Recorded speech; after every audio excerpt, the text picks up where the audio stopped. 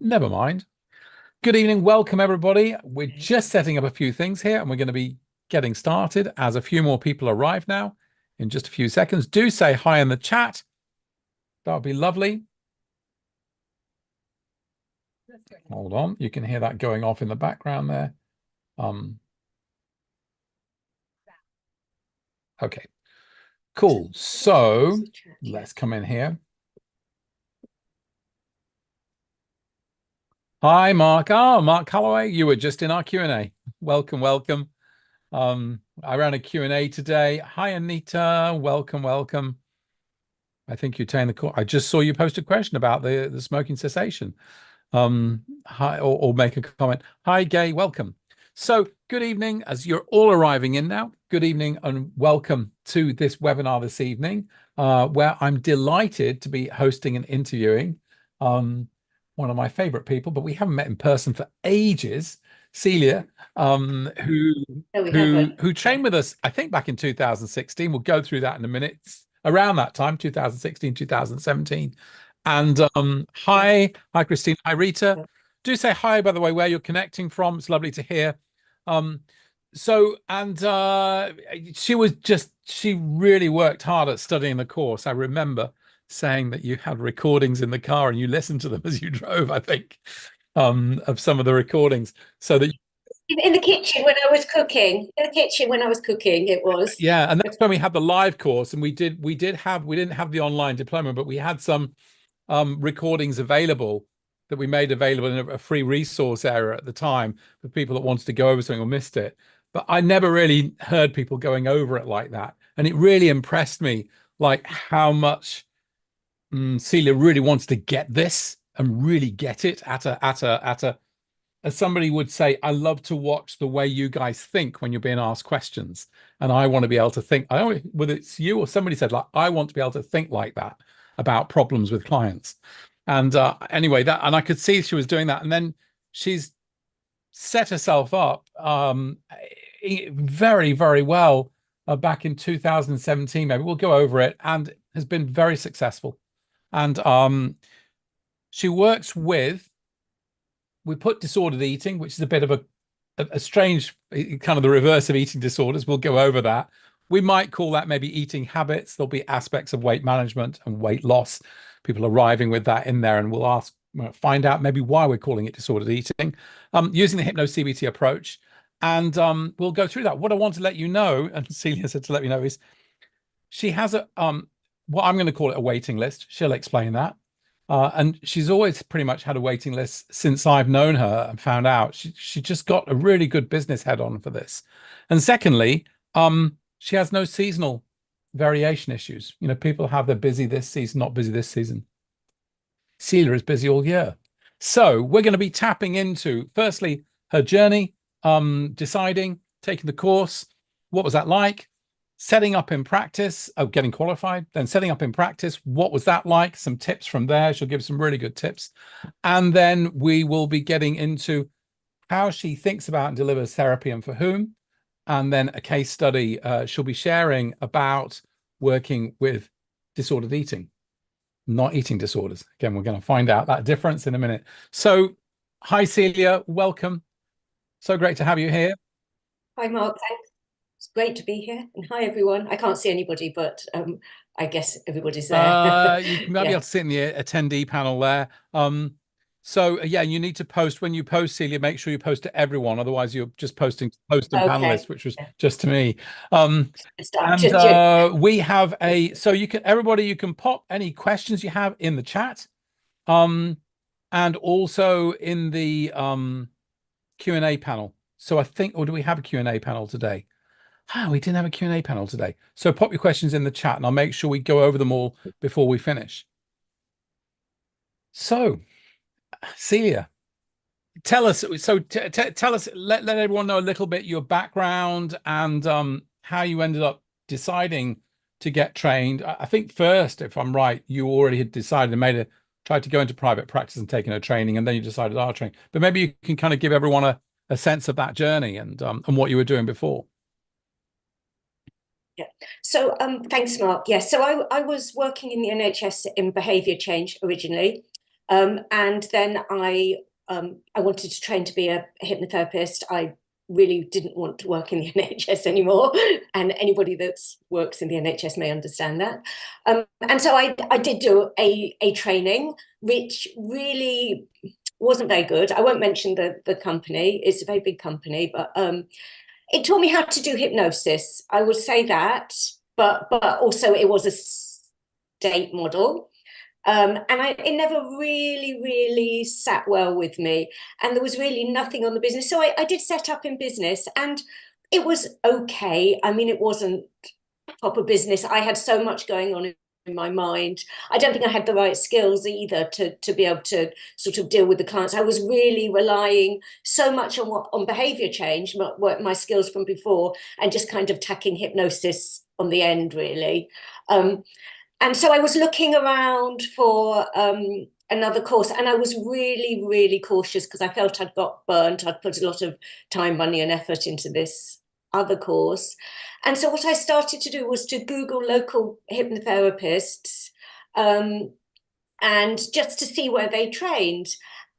And all of them, they weren't, again, they were all state hypnotherapists, which I wasn't very keen on. And I'd actually gone to see, I forgot, I don't think I've told you this one. I'd actually seen a local hypnotherapist only for a couple of sessions. And to this day, I'm convinced that she just put on a recording, because that hypnosis that she delivered was absolutely, had no relation to me or anything that I talked about or anything. It was very strange. So I'm still not convinced that she actually did deliver hypnosis. I think probably it was a recording. So I didn't want to go down that training. And then suddenly the college popped up. You know, the way that Google worked in those days, you would, I don't think it works quite like that, but you look for something, they show lots of similar things, and the college popped up, and the CBT was because I had the behavior therapy as well to add to it. I liked that it was in London. I just liked what I read, lots and lots of things. And then I took the plunge and joined. I did it very differently. Obviously, I did it in person. It was such a long time ago. We were in St. John's Wood. That's right. So I did it a long time ago. So I did it in person.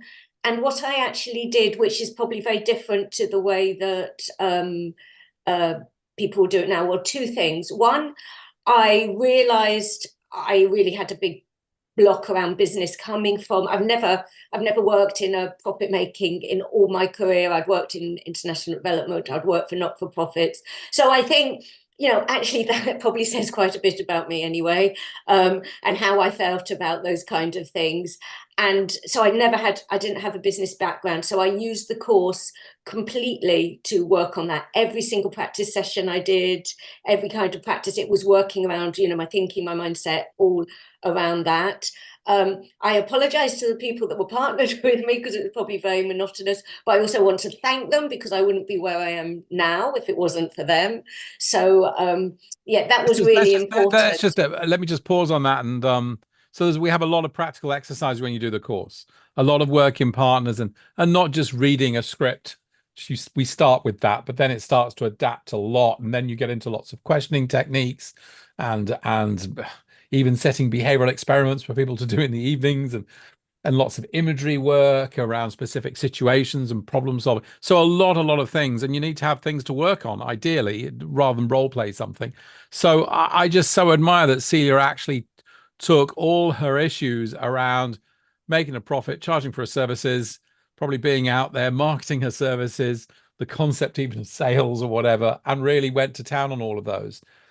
I just think that's really good. I keep saying to people, Celia, you know, that you have, if you're going to do this, you kind of have a moral imperative to do that, because the idea that you get trained and you've got these valuable skills, and I think the question about whether people believe they have valuable skills worth offering is one of the confidence issues you have to work on. But then the uncomfortableness about charging for services and making a profit or whatever, it's just, if you don't do that, you'll never help anybody. And that's why you're here. You're here to help people. If you don't charge, you won't you're not going to, so you've got a moral imperative to overcome your issues. Otherwise, you're going to die and you won't have done the work, so to speak. So anyway, that's my little, I don't know what you think about that, but that's my sort of thing on it, to really, motivate people to really go to town on the mission, I just like you did. Yeah, I agree. I mean, for me, it made such a huge difference.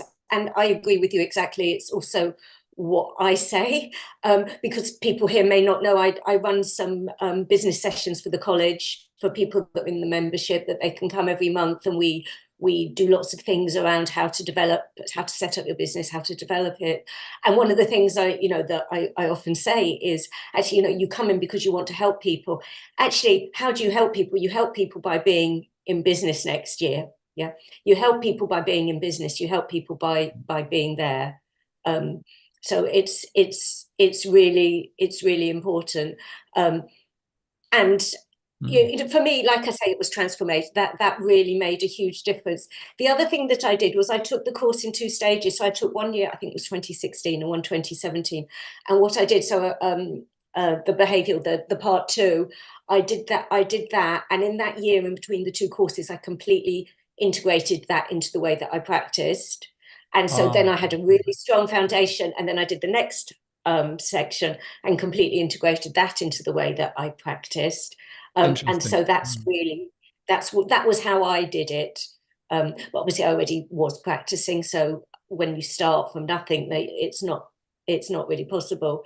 But I think that was really helpful for me, because there is so much in the course. There's so many tools, so many techniques, that actually it can feel a bit overwhelming because there's so many. And actually starting by just putting a few into practice, and then when you're really confident in those, add to a few more, and that's really what I did as well. When you say, just to come back here, when you say, when you said you worked in behavioral health or behavioral change in the NHS, was that stopping drugs, alcohol, smoking, weight management, obesity? It was mainly obesity and depression were the main things that I worked with, the behavioral activation for the depression. And I did a little bit of stop smoking, but I didn't enjoy that at all. So you've got but it was really around weight.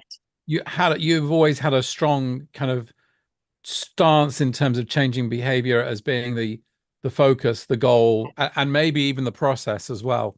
Yeah. And also, I mean, maybe we'll come into this, I don't know, but when you talk about behavior and cognition, actually, you can't change your behavior without working on cognition. You can't work on cognition without, well, cognition is behavior often, worry is a behavior, but also you can't work on that without changing your behavior. So in many ways, I feel it's a bit of an artificial distinction. I think so too. And well, and also even between emotion as well, because I say emotions are budding behaviors. Emotion is how kind of the system organizes itself to get ready to approach or avoid or whatever. So we need to think of the whole, all these three sort of dimensions, if we will, but they're all, the whole picture is constructed from those, and they're not, you can't just have 2 dimensions or 1 dimension, so to speak, just behavior. Absolutely. Yeah. Fantastic. And of course, eating is a behavior. Yes. And the other thing you mentioned, which I just want to explain for people, you said you trained in state-based approaches. Can you explain that in a very accessible way to people? Yes. So there's 2 major models of hypnosis. One is that hypnosis is a special state that the very, very clever hypnotist takes you into. And this state is a trance state where they deliver their magic hypnosis to you. That is the original model that I trained in. And it never really sat well with me, because my whole purpose really is about empowering people, giving them the tools to do things for themselves. So that never really sat very well with me. And then the college approach is non-state, and that is hypnosis isn't a special state. We're using normal cognitive processes that we all use.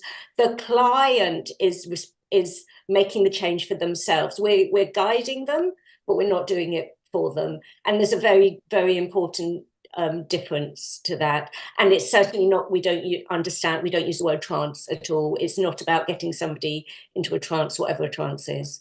And how did you feel when you'd done your first training? It was about getting people into a trance or an altered state. And of course, the idea is that getting in that altered state, that's where the change comes easily. So you've got to make sure you get them into it, right? And then you can just read this script, so to speak. Now, how even in that model, how confident did you feel about establishing hypnosis, in this case, a trance state, as the way they're understanding it? Because I'm interested in sometimes a lot of training courses, they don't really give you like, what are you doing here with how do you establish a hypnotic state or responsiveness?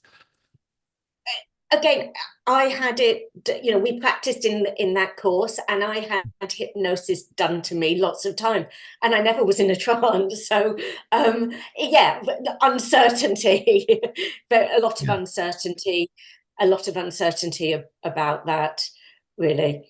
I just want to ask that because I think that's true of many. We see many people, and they don't in a way, then you don't really know what you're doing. You're kind of like, I'll do this stuff, and they'll go into this trance, I hope, fingers crossed, and then I'll read the suggestions and they'll get better. And then I'll charge them fees for that. It's just, that's not what we do, is it? It's not what we teach. No, it's definitely not what we do. No.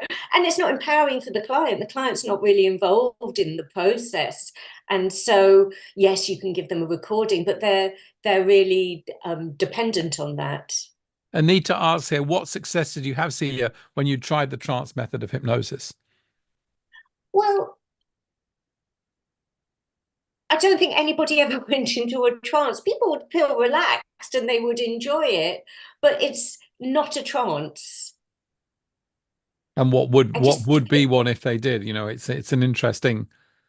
I think people are looking for a certain level of sort of automaticity, where you're just being the operator and they're responding automatically, like in a, I don't know, and of course that, you have a few clients that respond like that. She says, Anita says, were you able to fix people? No, because you can't fix somebody else, can you? They can only fix themselves. Very interesting. Yeah, I entirely agree. Okay, now what was the highlight for you of the training? What part did you like the most, or what practical exercise, or what particular ideas or model, like or day of the course, like was, wow, that was, what really stuck for you? For me, the whole mindfulness, the ACT, really, ACT was like a light bulb that came off. I've done a lot of training in ACT since the course, actually, because it really inspired me. And a really good model, I think, for when you're working around weight, and there's a lot of evidence around that as well.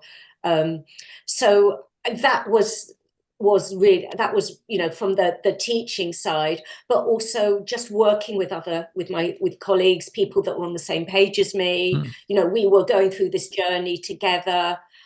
In fact, some of the people I trained with, not only are we still friends, we still meet regularly, we've also formed a peer supervision group. And this is, we're talking 7-8 years down the line. Were you part of that group that had lunch together regularly? There was Yana and Louise and dinner and wine. Dinner and wine. Yeah. Nice. Yeah, we do. So, we do. So we meet up personally. We also do supervision. Let's just come back. So was the amount of mindfulness a surprise to you? And then explain very briefly ACT and why that was. What's that doing? What is it? What's it doing in there? And what's its relevance? So we can look at that a little bit later, perhaps. But so I suppose the mindfulness was something I hadn't expected, because again, it wasn't involved at all in my previous training. I had some awareness of mindfulness because, terribly, my kids were taught it at school as a way to pass exams. Really and interesting. yes, yeah, it was hijacked as that, well, you know, you can do this and then you can really focus and pass your exam. So it'd come from as quite a negative thing, actually, unfortunately.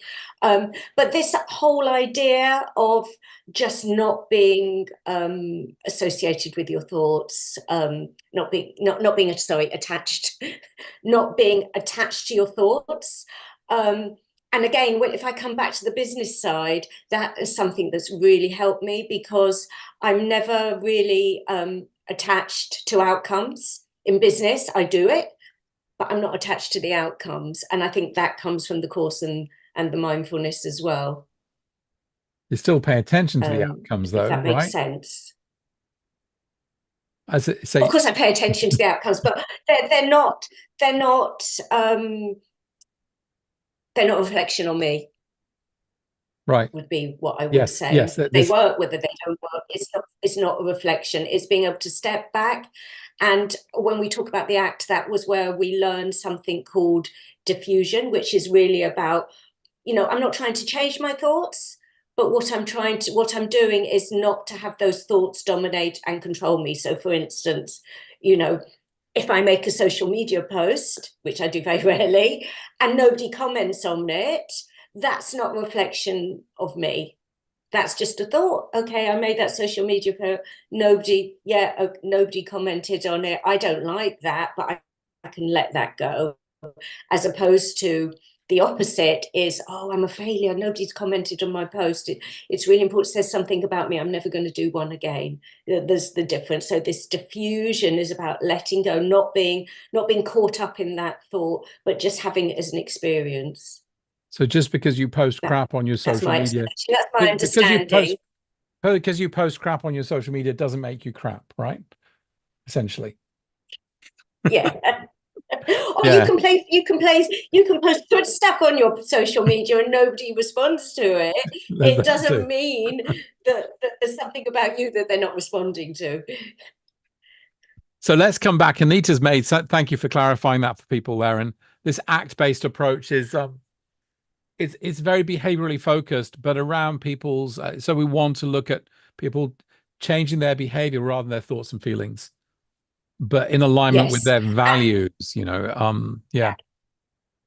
And the values in the weight when you're looking at weight issues are really important, because actually most people they see themselves through a lens of their weight, or most of my clients, yeah, they see themselves through the lens of my weight. So I if I eat in a certain way, I'm good. If I don't eat in a certain way, I'm bad. And you know, they've got lots of motivation to lose weight. You know, their health, their family, all of it. But why aren't they doing it? You know, their doctors are telling them they've got diabetes, all of these things. You know, why aren't they doing it? If these things were working, they would be doing it. But actually, so what I do is really drill down into what's important to the client. How do they want to look after themselves? How do they want to look after the body? So that also this whole idea of being very self-compassionate, being very kind and accepting of yourself, because actually the more you criticize yourself, the more you're going to do the things that you don't want to do. The more I think I'm a failure because I've eaten a chocolate bar, for instance, more I'm going to do that. So actually, but how do I want to look after myself? How do I want to care about myself? Am I Mm, important? You know, mm, really exploring all of these things with the client can be much more motivating than negative control. mm. Okay, well, let's come to that. Let's stay. I'm really interested to get into the way you think about all of this. Because in fact, the way you think about it fascinates me. I love it. Anita also made a comment here. She says, "Sorry to mention this again since you have moved on, but I'm alarmed by the number of potential clients I talk to who believe in the state model. I've just seen an interview with Yeah, Susan yeah. Hepburn, Harley Street hypnotist to the stars, and the client seems to believe she goes into their brains and fixes them. I find it hard to understand how they could possibly believe this." I mean, I don't know. I find that hard to understand as well. And I do get clients that say, you know, that think that, or that I'm going to cure them in one session, because there are definitely hypnotherapists out there whose model is one session hypnosis. You know, I'm going to cure you in one session. I mean, there's not much I can do about that except for being really open, honest, and really clear with my clients about the way that I work, and that I don't do single sessions. I don't work like that. If that's what they want, you know, I'm not the right person Yeah, for I them. think the And thing is that, and it can just click at the right time for them. What happens there from a number of factors, and we don't hear about the ones that don't work though. So you know, and so it's, you know, clearly it's, I mean, one of the problems is they don't follow up because they do a single session. So how would they know? But anyway, let's dive into it. It is interesting, the this prevalence of the state-based model and people thinking that that's what happens, and that somehow that makes things automatically kind of go in and make change. But I can actually understand that, because we all want things to be easy. You know, I want things to be easy. You want things to be easy. If you can give me an easy solution to my problems, I'm going to want that. Well, I take you back to Not child. a I'm going to stick take you back one. to childhood, Celia, and we're going to release that event in childhood that's the root cause, and then you'll be better. It's kind of like we can just get the sort of the. Somebody characterized it as mental pus removal therapies. I thought that was about Freud, actually. I thought that was a wonderful phrase, mental pus removal. Yeah, No, yeah, we're not into yeah. that. So let's have a look. Let's have a look then. How did you do in terms of, you did the stage 1, stage 2, stage 3. You particularly liked ACT, that's what you loved, and the mindfulness Yes. aspect. And then how do you do about getting qualified? How long did it take you to do that extra? Because there's a training, then there's kind of some extra work to do, really. At that time, we didn't do case studies, I don't think, actually, but you need to do case studies now. And then you did the qualification questions, which are, it's a chunk of work, isn't it? Yes, it is a chunk of work. Well, you know how I did it? I did it by not being attached to the outcomes, actually. So I thought, I'm going to do this for the learning. I'm not worrying. I'm not worrying whether I pass or fail. In fact, I thought, well, you Brilliant. know, I'm probably not going to get. I'm not going to get tens. You know, I know I won't get tens. Nobody gets tens. Okay, I got a lot of tens in the end, but I'm just going to do it. I'm just going to do it because for my learning, because I want to have this experience. Now, I only got that through doing the course, that approach, I have to say. I wouldn't have had that approach before. I want to do well, I must do. Interesting. And then I just worked back as to sort of how long I thought it would take me. And so I can't remember what I worked out. So I thought, okay, I want to have it finished by this date. That means I need to answer 2 questions a week or something. And so that's what I did. I did 2 questions a week. The hardest thing is actually fitting it into the word number. It's not actually answering the questions. It's fitting it into that word limit. It takes a That's bit. the hardest thing. Then I Uh, was nearly tearing my hair out with that bit. Can I take out an and? Can I put a comma in? You know, it was yeah, well, it's that's the worst bit. good editing things, how to say things Yeah, concisely. yeah. Um, I think that's really interesting, and that focus on process rather than goal, enjoying, you know, the learning rather than what you're going to get at the end. I think it's so important, and we see people who get so stressed taking the training because they're so goal focused instead of process focused, and really enjoying the process. And I have to say this, and maybe you can reflect on this, that people who really enjoy learning and also learning how to think, I think do particularly well. They really enjoy that process of learning how to think. Don't just tell me how to do the problem. I want to understand how to think about it. Does that make sense? Yes, it does. Yes, absolutely. Yeah, yeah, So I think they absolutely. do really well. Um, Anita says it was. She says, I agree about the essays. It was a masterclass in distilling information. Yeah, yeah, it was. Very good. So you got your Really qualification. useful. Can I just say Yes. really useful, because actually that process of having to be like really get to the bare bones and the simplest part of it is really useful to then put in your website, but also to explain to clients. And can I just say something? I know we've moved on from the state and the non-state, but actually what really helped me in my business was setting myself as different from all the other hypnotherapists around here who are all state, you know, and actually I could sell myself, offer something different. And that really helped me as well, because I differentiated myself. So actually it wasn't a bad thing that all of the others were state. But yeah, Please carry on. no, exactly. You want to differentiate. This is why my prices are a little bit higher. You don't use that old model. Yeah. And it is an old model. It's a very old, people still doing stuff, hypnosis and hypnotherapy training schools that is 50, 60, 70, 80 years out of date. Yeah. Yeah. And I get clients from them. I mean, not like I have clients that had seen these, we treat you in one session, we cure, and it hadn't worked, and they've come to see me. So, and it has worked. So well, and then the other they've thing recommended me, etc.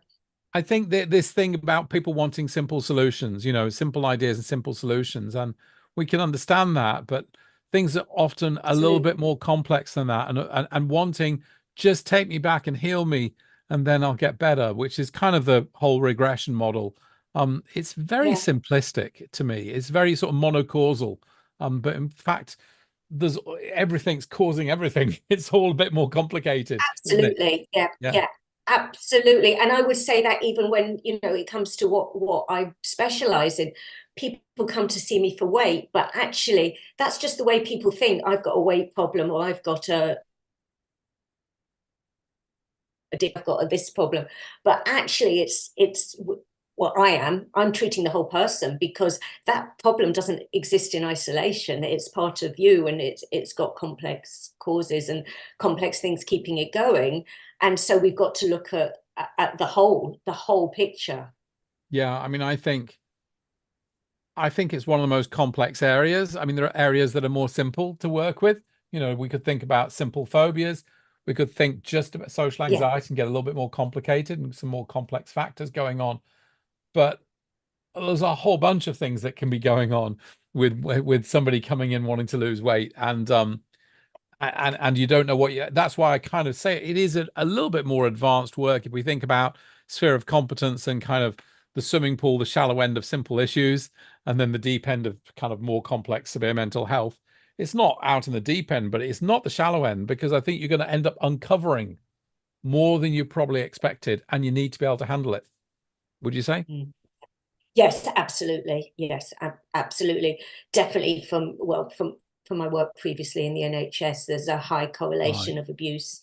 Yeah, high correlation. But not entirely. I mean, I think food culture and stuff has changed. So actually it's not always like deep emotional issues. Sometimes it can just be habits, and particularly since lockdown, I would say. Sometimes it can be, but then the self-criticism and the judgment and the dieting and putting on more weight and diet, then that compounds it and makes it much more complex, I think. Yeah. So let's come to some of that in a minute. You were already in practice, so it wasn't a matter of launching your practice, or did you relaunch it once you got qualified? Oh yes. You did. Oh, you did. So I always say if somebody asks me what's my one tip, and it's the biggest mistake I made, was trying to run a business without spending money. And lots of people do it, and it's the worst thing you did. So I did the course. I had reprogrammed my mind. I'm only joking about that bit. I had worked through all my issues, and then I went out and I got a lovely, beautiful professional website that cost me quite a bit of money.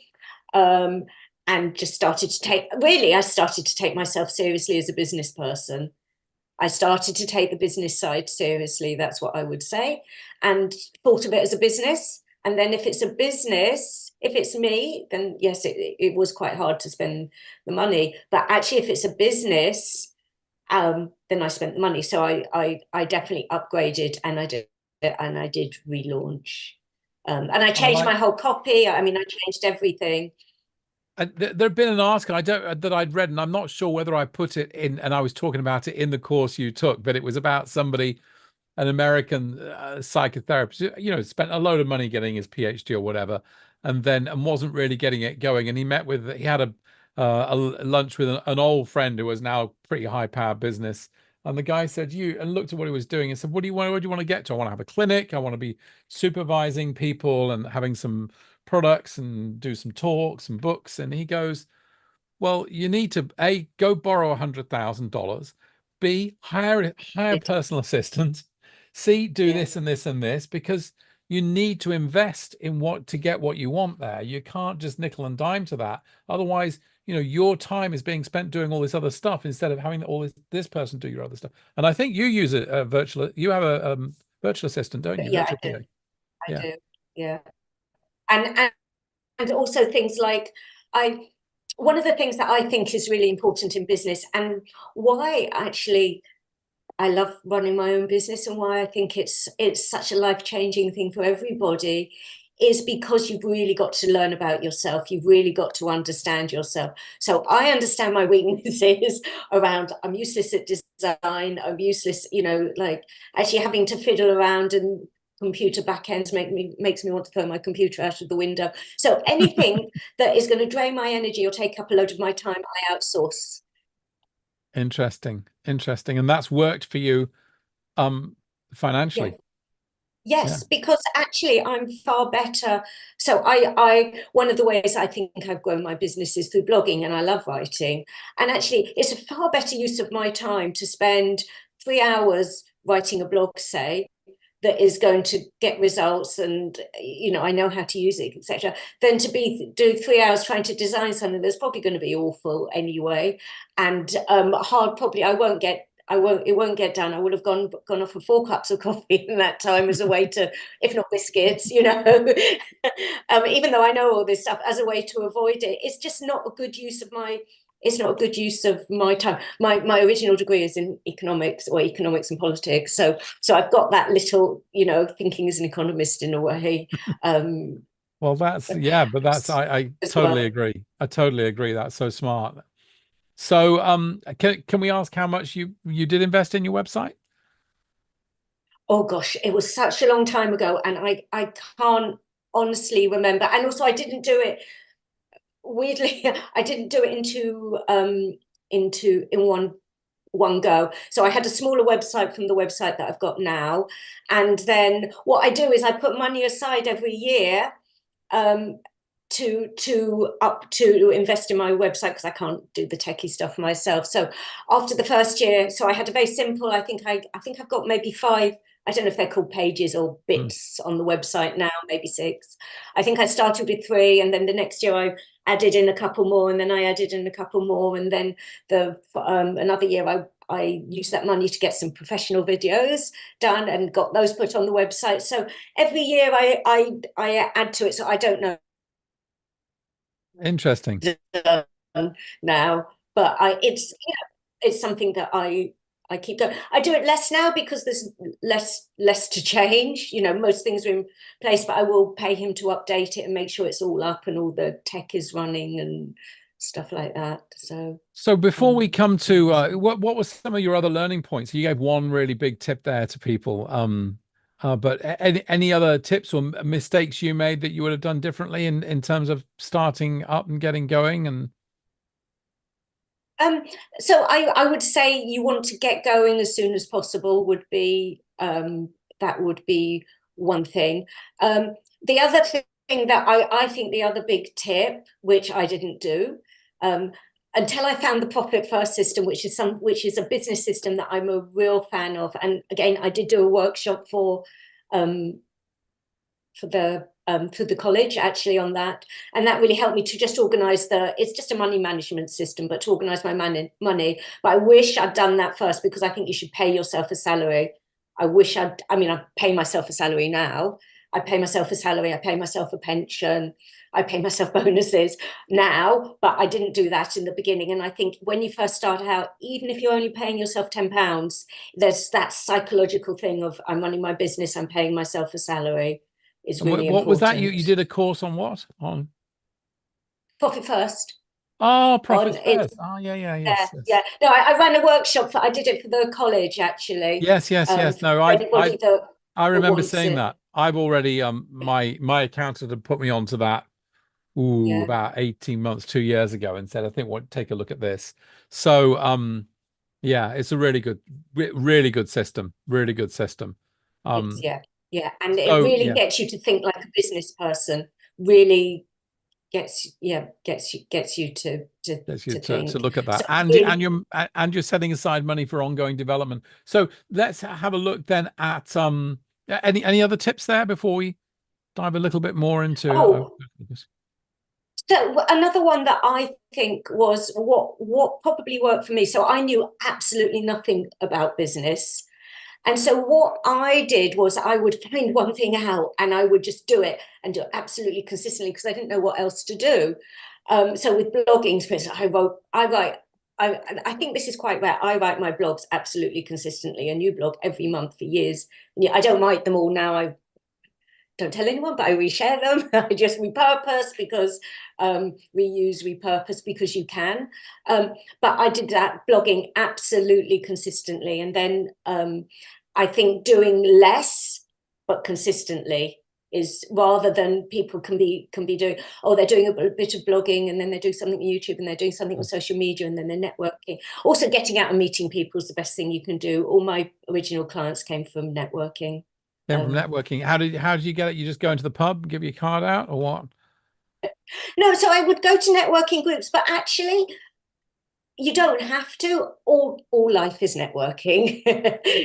All life is networking. So whenever you meet someone, you tell them what you do. I've had clients from my running group. I've had clients from, when my kids at school, friends of mums, friends of friends, all sorts of people, because people are really interested in this stuff, really interested, I I would think they are say. more than people think, perhaps. Yeah. And Yeah. they any group I'm in, people want to know, and they end up picking my brains a little bit. Yeah. I was in a course yesterday, and an MBA course, and it was on consultative selling, and I said, this is like a lot of this is therapy, actually, so and we Mm, went through some principles on questioning techniques and things like this. So people love this stuff. And it's, yeah, I think there's something in there, though. It's about, then you have to enjoy talking to people. You've got to yeah. overcome, I mean, one of the things I think is overcoming your own shyness, Yeah. is just essential. I mean, A, you won't be able to network. B, you won't want to put yourself out there. C, you'll role model shyness to your clients. I mean, what do you think about shyness and being a Well, therapist? actually, most people, I mean, I would say you have to really enjoy people to be a therapist. You've got to be interested in them. And that's all you need to take out. All you need to take out to other people is that interest and that enjoyment in people, really. That's it. And yeah, shyness is, I think it's okay to be shy if you are. I don't think that's a problem as long as you don't let that hold you back. As long as you even if you go to a networking group, you can just speak to one person. There's always Yeah, yeah, ways around it. But again, business is important because it pushes you out of your comfort zone. That's what I like because I feel if you don't get out of your comfort zone, you lose confidence actually, and it's only by yes. pushing ourselves on and taking challenges that we gain confidence.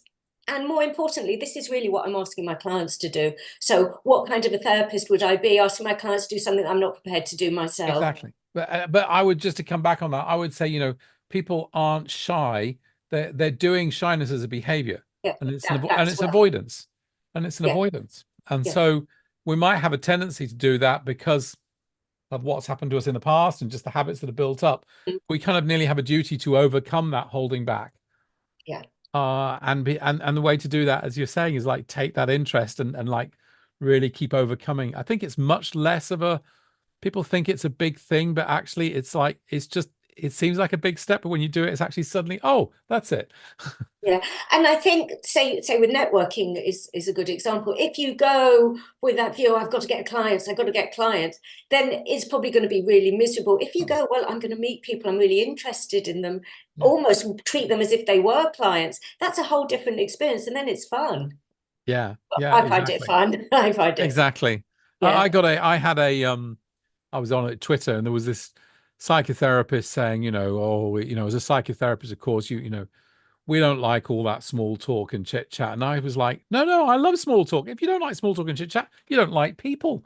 Too yeah, serious, you psychotherapists, got to be able to shoot the breeze and go, that's lovely. Where did you get that? That's look, yeah, yeah. chat about stuff and enjoy it. Enjoy meeting people, not just not big talk, small talk. Anyway, it's another theme. So fantastic, Celia. Let's come to also in terms of the way I remember you saying, and I want to say to everyone, when Celia finished the course, she didn't look as confident as she does now, and she didn't dress as confident as she does now. And then I invited her to come, and I know she'd been doing quite well, to come and give a presentation when we were teaching the course about a year later, maybe. And she turned up like kind of business suit and was like absolutely bum, bum, bum, bum, bum to get this talk at the front. It was just such a dramatic change. Do you remember that? I do. And I mean, I would say that for me, the course was a transformational experience. Yeah, I would absolutely. I would put that up there with, you know, a few other things, and the best money I've ever spent in my life, actually. Oh, I'm happy to hear that. But one of the things you said there were two things that I think are worth looking at. One, that you put packages together. Yeah, I do.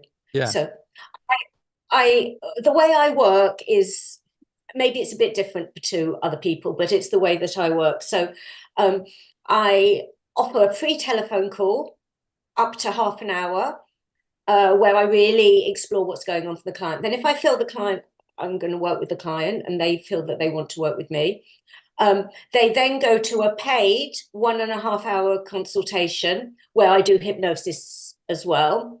And then if I still feel that I can work with them and I can help them, I will, depending on the issue. So some people I do offer single sessions to. If it's somebody's young and it's a simple phobia or something and they only need 1 or 2 sessions, then that's what I do. So in that initial consultation, this 1.5 hour paid session, I will make a recommendation of what I think is best for them. And I do this completely ethically and honestly. And that recommendation may be single sessions. It may be a 6-session package or an 8-session package. And then I'm very clear that that doesn't mean that all of their issues will be, so for instance, say an 8-session package, doesn't mean that all of their issues will be sorted in 8 sessions, but they could either have enough skills to be going on with, and they can decide to work on it on their own, which is exactly what this the client I'm going to share with you today did, or they can have more sessions with me. It really depends on them. And if they've met their goals as well, and they still want to work with me on another issue, then we sort of set more goals and then work on another issue. So that's the way that I work. So it's goal focused, it's very time limited, and they have to kind of buy into the treatment plan, so to speak. The 6 or 8 session plan. Is that right? Yes, absolutely. Yeah, absolutely. What does that do, before we come to what that did for you in terms of your business and different factors, what does that do for them? So it makes them committed. I mean, again, particularly with weight loss, but probably with other areas, you know, it can get really, really hard and people want to give up, and it stops them from giving up. It also gives them a longer perspective, and really it commits them. They've got to want to change. They've got to. The other thing that I should have mentioned, the other thing that I say in that initial call is I do say, I ask you to do practice in between sessions, and I don't take on anyone who isn't happy to do the practice, because you're not getting the full benefit from the therapy. Are you happy to do the practice? So right from there, they need to know that, you know, this isn't passive. So it's getting them sort of fully engaged. Yeah, I totally agree with that. I think I used to say, if I have to do it, if we just got all we got is what we do in that session, it's going to take a lot longer. We've got to do a lot of heavy lifting. It's got to influence everything else you do the rest of the week. If you do a little bit every day, that's how we can do it in this period of time. So, but I want to come back to that idea. Yeah, it commits them, as you're saying, and also, yeah, and they're going to carry through even through the ups and downs, you know, of it. Yes. And the other thing that I was just thinking there's also, there's a kind of, you know, they're buying into the treatment plan, not just session by session, which means they're seeing it, and there's an expectancy of outcome. Otherwise, why would they pay? So it's a kind of, they're paying to get the placebo response as well. Expectancy. Yes, absolutely. Yeah. And why would they pay if they didn't think it was going to work? Towards it. Yeah. They're going to work towards it. Yeah. No, I think there's a lot. It's interesting. I haven't been thinking about that. I was thinking I always charge pretty much by the session, and it was a problem. you know, people, because then suddenly it stops. They don't come for the next session. They don't book one in or whatever. I wasn't so good at booking people in and during the session for the next session and things like that. And this Yeah. makes so much more sense. And also, I mean, I even have it with my clients. They say, "Oh, I think I want to cancel my session because I haven't, I've had a really bad week, and and I think, no, you've had a really bad week. You need to come to the session. Yeah. That's also it's a 48-hour cancellation period as well. Yeah. Otherwise, Yeah. I charge, and that's really to keep that in as well. And that it was somewhat transformative element in you from as I understand from the sort of business point of view for you as well. Yeah. And can you talk about that and what else it did for you? The packages, do you Yeah. mean? Yeah. Of course. The packages. Well, then I'm not going from. I could plan over a period of time for the client. I'm not having to prove myself every single session as well. I can actually plan for the client, maybe do something difficult and challenging that the client may, if you're going session for session, you can't necessarily do something difficult and challenging because the client needs to feel good and, get good outcomes. And push the clients a bit as well to take risks or do things that maybe they don't want to do. The other thing that's really important as well, I think, is you have that long-term relationship with the client. So you develop much better therapeutic alliance, much better rapport.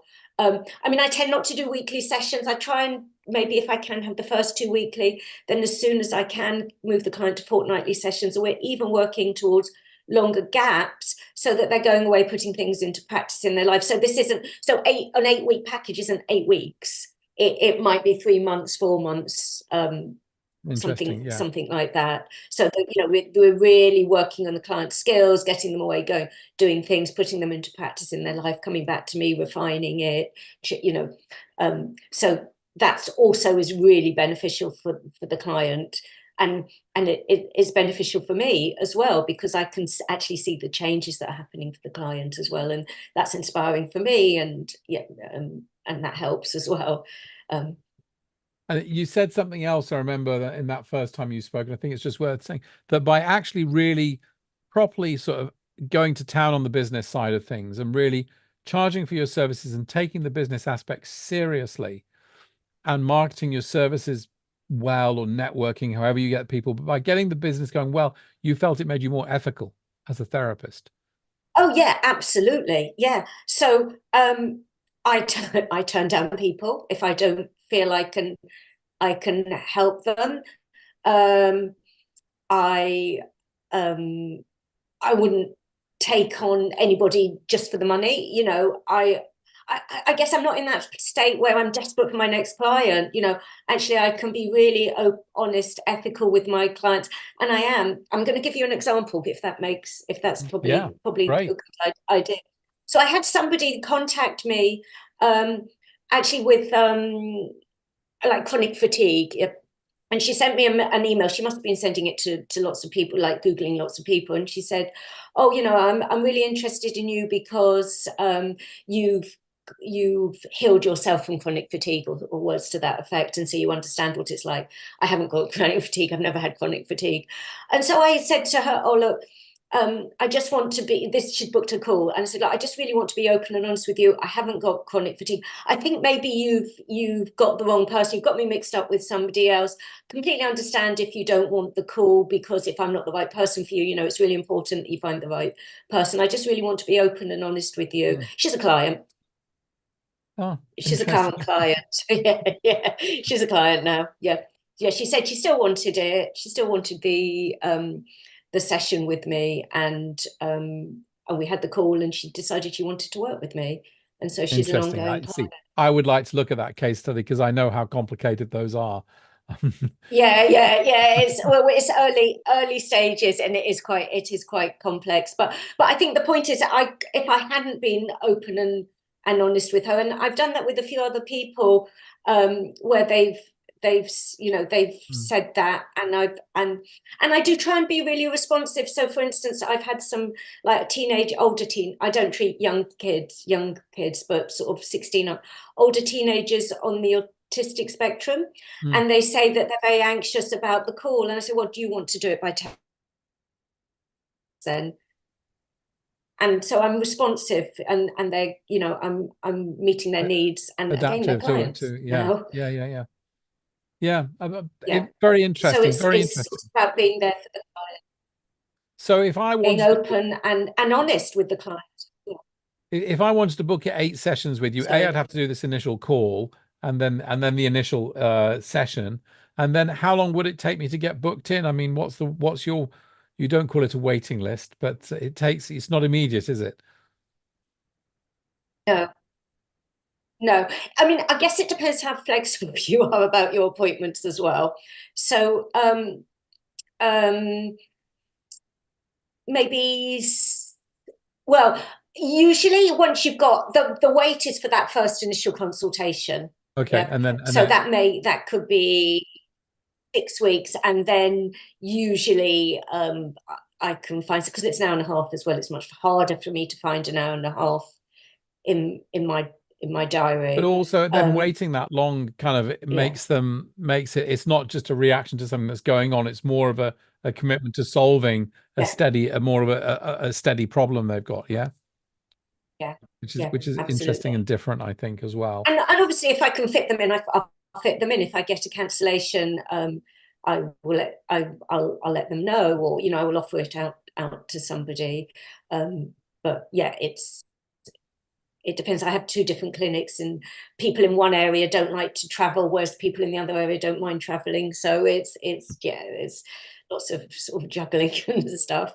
You have got, Anita says, she says, what options did you offer to teens who are anxious about the call? Because at that point you froze. By the way, your feed is freezing a little bit. Oh, sorry about that. Yeah, I'm not sure if you have another connection option there, but it's just redone whatever it needs to do. It should be better. okay. So yeah, what options did you offer to teens who are anxious about the call? You're saying those on the spectrum. Oh, I'm sorry. I offered to do it by text, and I gave them an indication what we would be talking about. Interesting, and that worked, yeah. Yes, because that's what she said she was anxious about. So I was responding to that. And also I know that people on the autistic spectrum, they don't like that uncertainty. And I mean, also lots of young people don't like the phone these days. They're not used to using the phone, you know. They're not used to because it, yeah. everything's by text. So Gay asks here as well in the Q&A panel, the package pay is the package payment in advance, and do you offer a payment plan?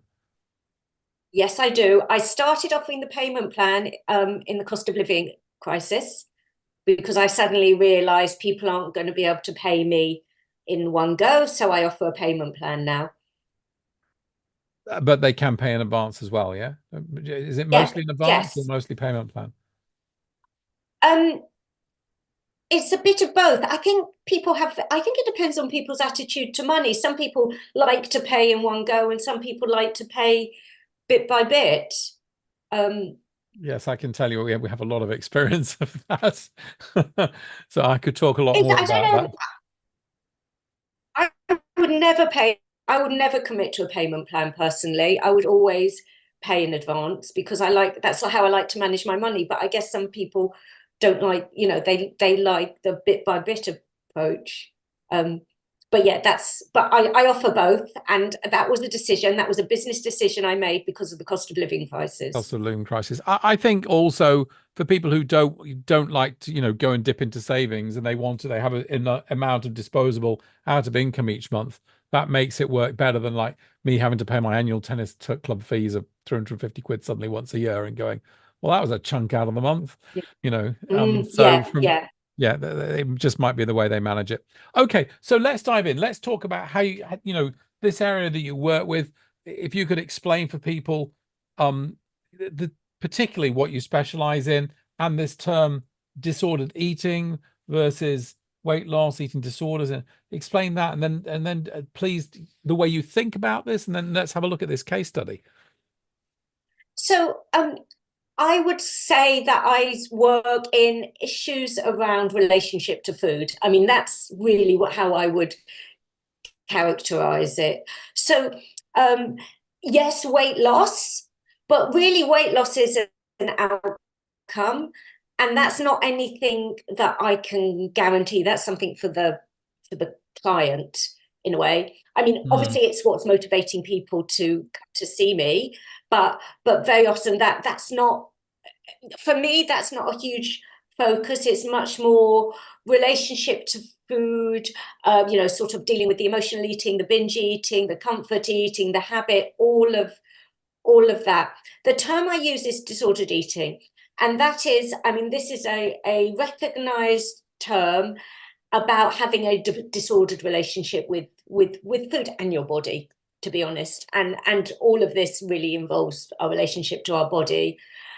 To distinguish it from eating disorders, which are clinical diseases, they are psychological diseases, they exist in the DSM, they have distinct criteria, and I will always screen for eating disorders as well. And I don't work with eating disorders. I wouldn't take on a client with eating disorders. And one of the things that drives me crazy is when I see other people's, like local hypnotherapists' websites, and they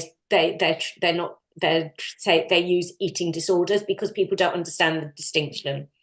And we're talking here about particularly, and add in anything else, but bulimia and anorexia. Yeah.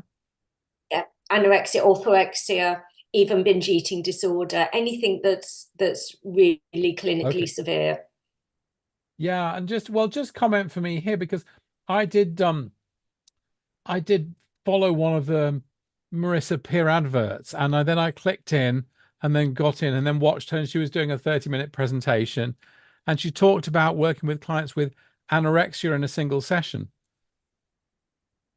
And I thought that that's was not ethical. it had a few problems for me, a few concerns for me, and you know, Yeah. I mean, one, maybe she is incredible as a therapist and uniquely powerful and effective. The danger is then even if she is, you're having other people think they might be able to do that, which I think is really So, but problematic. I don't think she is. Yeah, and I Okay. don't think she is. But, and you know, when you think of anorexia is of all the mental health disorders, I believe, is the one with the highest death rate. It's possible it's been taken over by the opiate crisis, because a lot of these stats come from the US anyway. But you know, there's a high risk of death with anorexia, and Lifetime physical damage I as wouldn't well. I take mean, on someone who might die. Yeah, yeah, I on mean, me. lifetime Yeah, also, you know, in terms of the physical damage that it does, long-term physical damage, even if the person yeah, doesn't die, weak bones, all sorts of problems, like really, it's got the most number of risks and physical health issues, not just mortality, that of any mental yeah. health disorder, as far as I understand it. Yeah, So, and it affects the brain and your thinking. So I can't believe that she's just so fantastic. I'm sorry. I hope there's no copyright infringements or anything with that. I can't believe that she could, you know, something that's you know, like a team of psychiatrists in a hospital and the whole team of dietitians and people like that can't manage to treat, but she's so fantastic that she can. I'm sure I'm going to get sued now. I'm going to blame you. well, don't, you know, maybe, you know, who knows? I question the responsibility. That I think it's a little irresponsible, you know, more than a little The irresponsible. ethics. I felt Yeah, watching it, and I just think, you know, there's a distinction that we want to make here between eating disorders, and particularly the most severe eating disorders like anorexia, and yeah. disordered eating, and eating habits and relationship with the body that hasn't become kind of severely pathological. It might become later. I don't know. I don't know if what the connection is in terms of, can this become that? I've no, you know, maybe Can, not. I mean, disordered eating can be like the start of the path to eating disorders.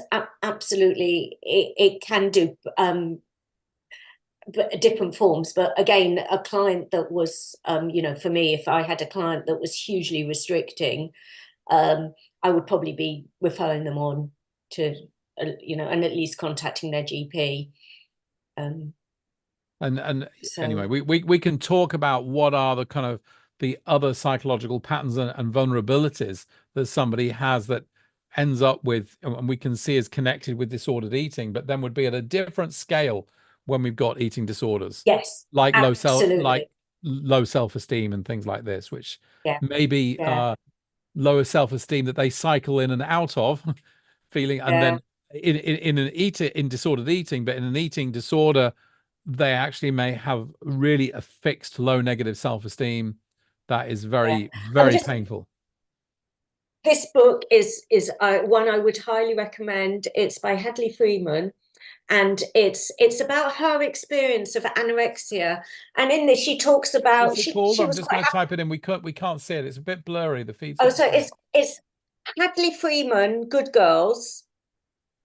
Oh, she's the Guardian journalist, isn't she? Yeah, well, not anymore. She's no longer with the Guardian because of her attitude to trans, actually. Oh, Oh yeah, okay. that's it. Good.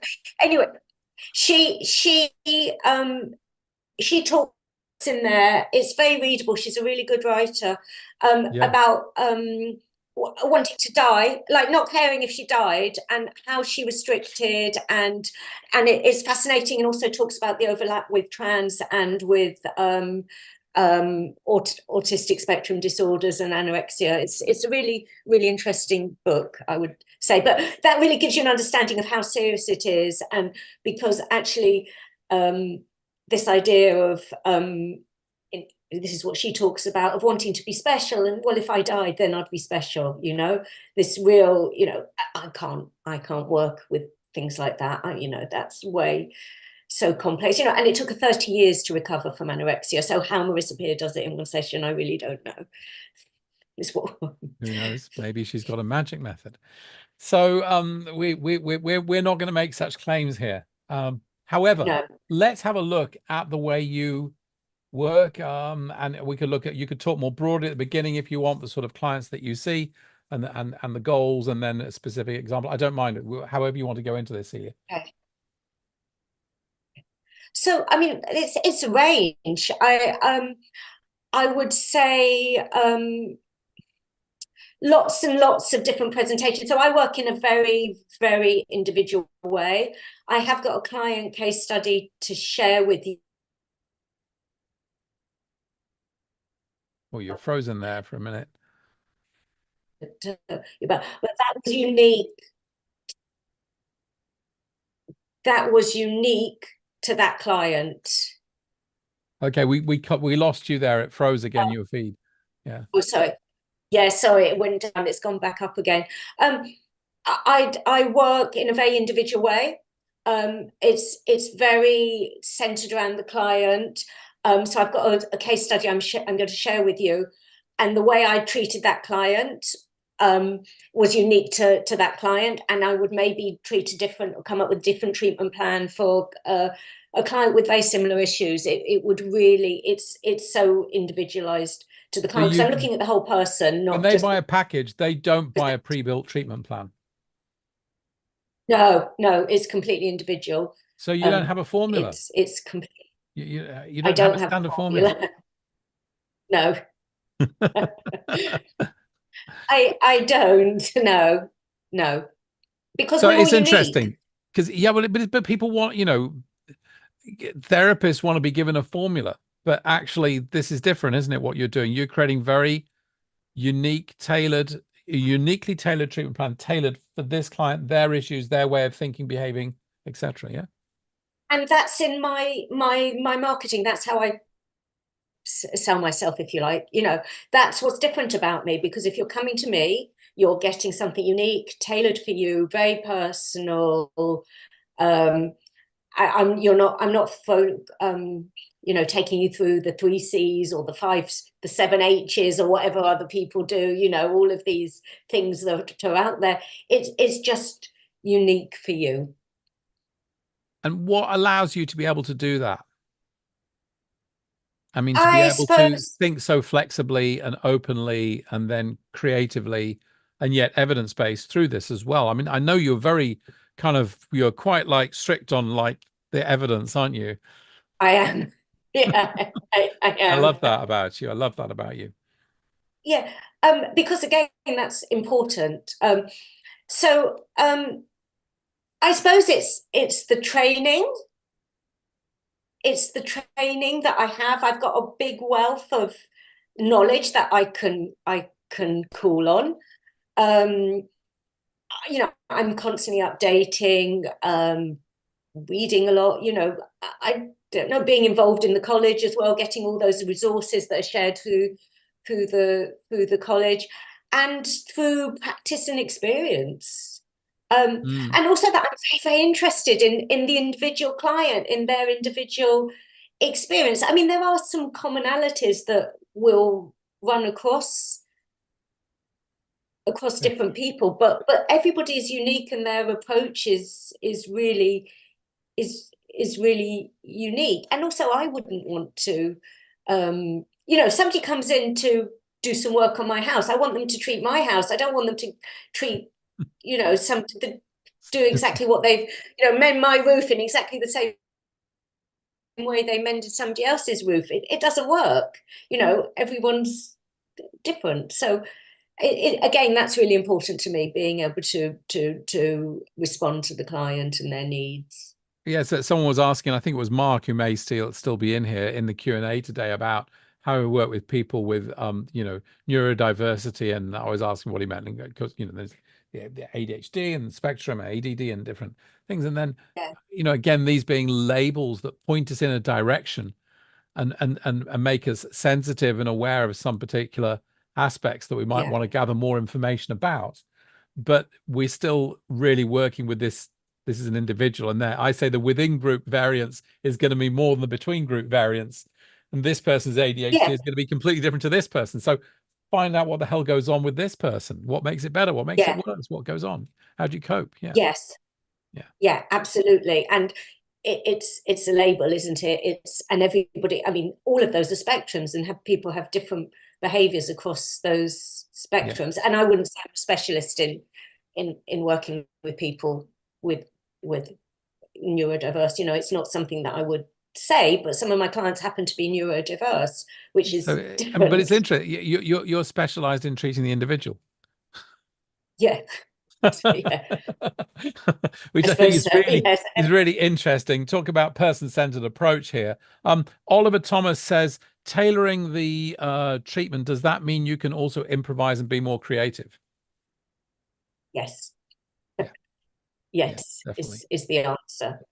Yeah. And also that you're coming from kind of fundamental principles and processes. We're you know, identifying the processes that need to change, whether it's a lot of worry or tension or whatever it is. And then we got multiple ways of changing those processes, because you learn a whole bunch of different interventions. And so so Anita says here, Stephen Hayes Act totally agrees with you both on this, and says the DSM should no longer mean anything. Well, I think I probably agree with him. just to be giving my references their due. I think it's tricky. I think it's tricky, and I think severe mental health, I don't know. You know, I think it's different. We're working with subclinical, mild to moderate issues.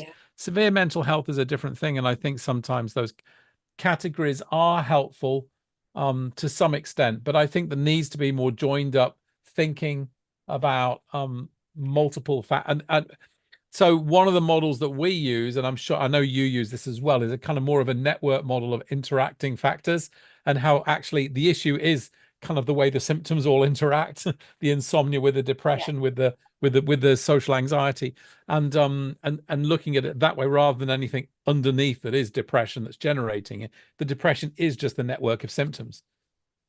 Absolutely.